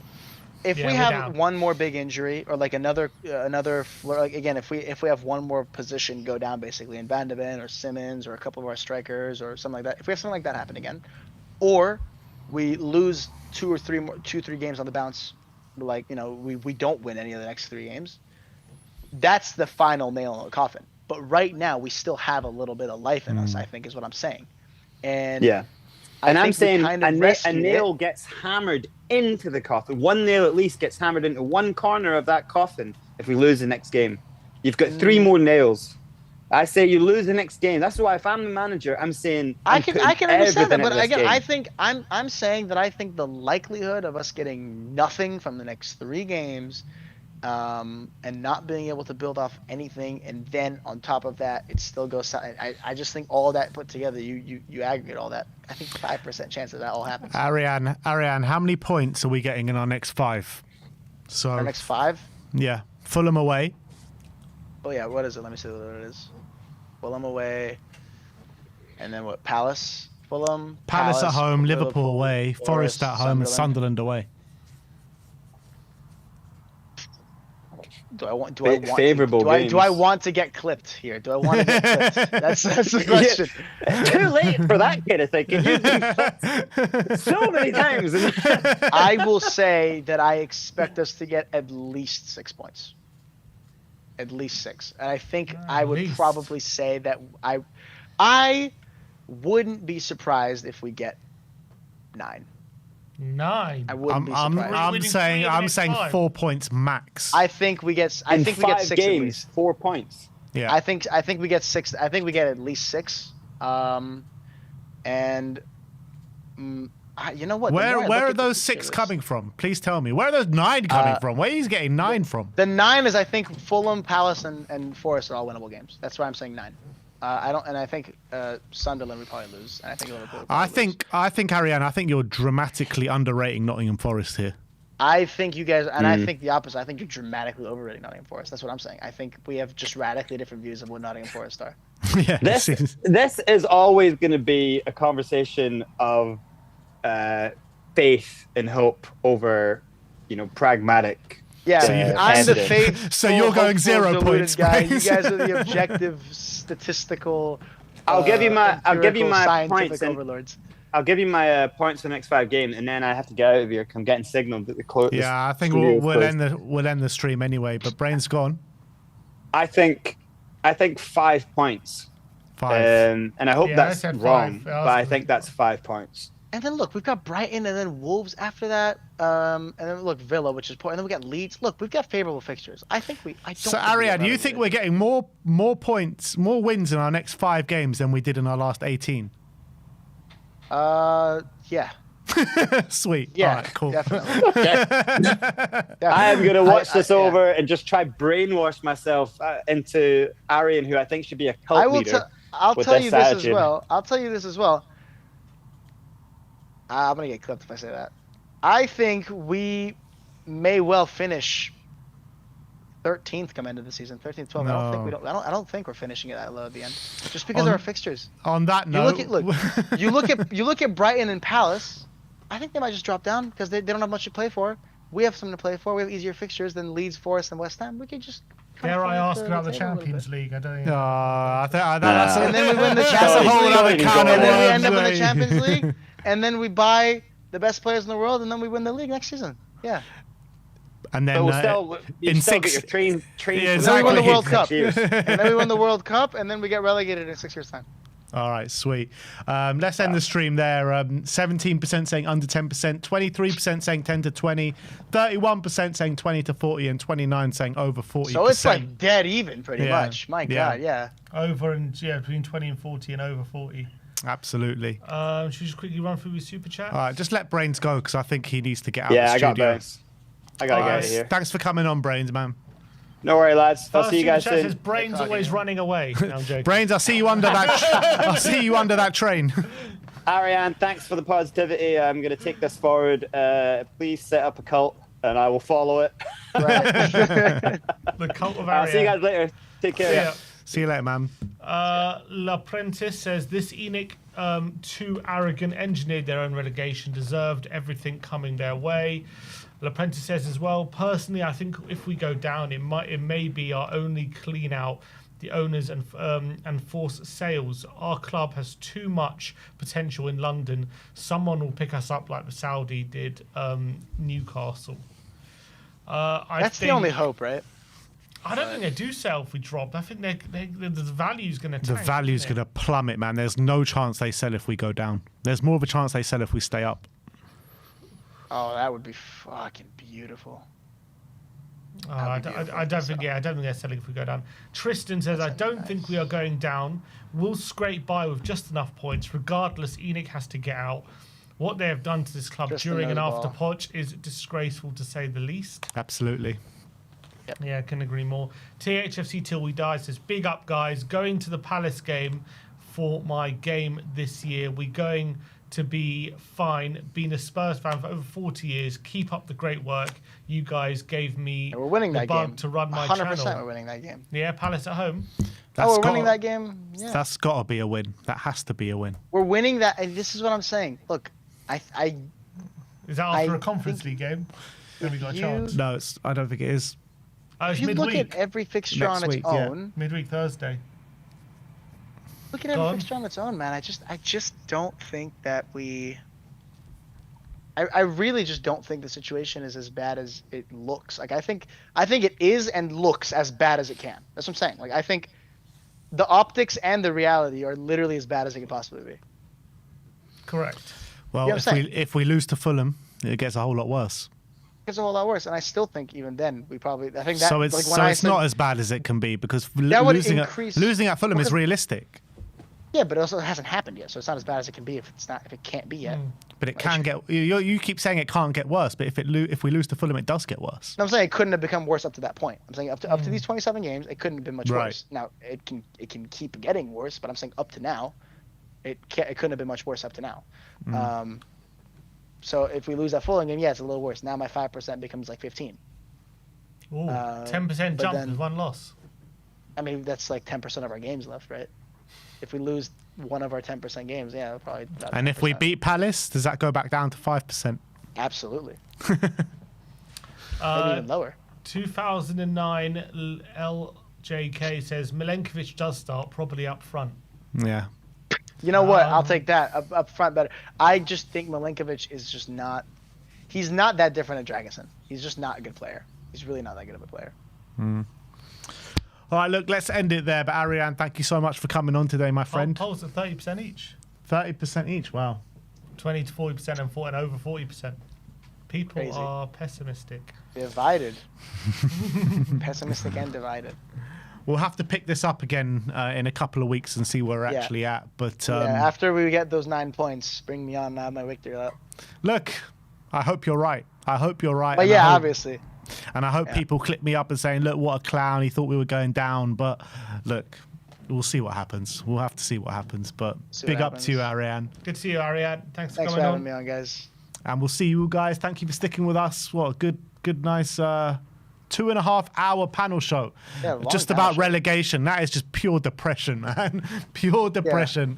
But we'll be back for more content tomorrow, guys. Thank you, everyone, for joining us. Like, subscribe, and comment. And as always, come on, you Spurs.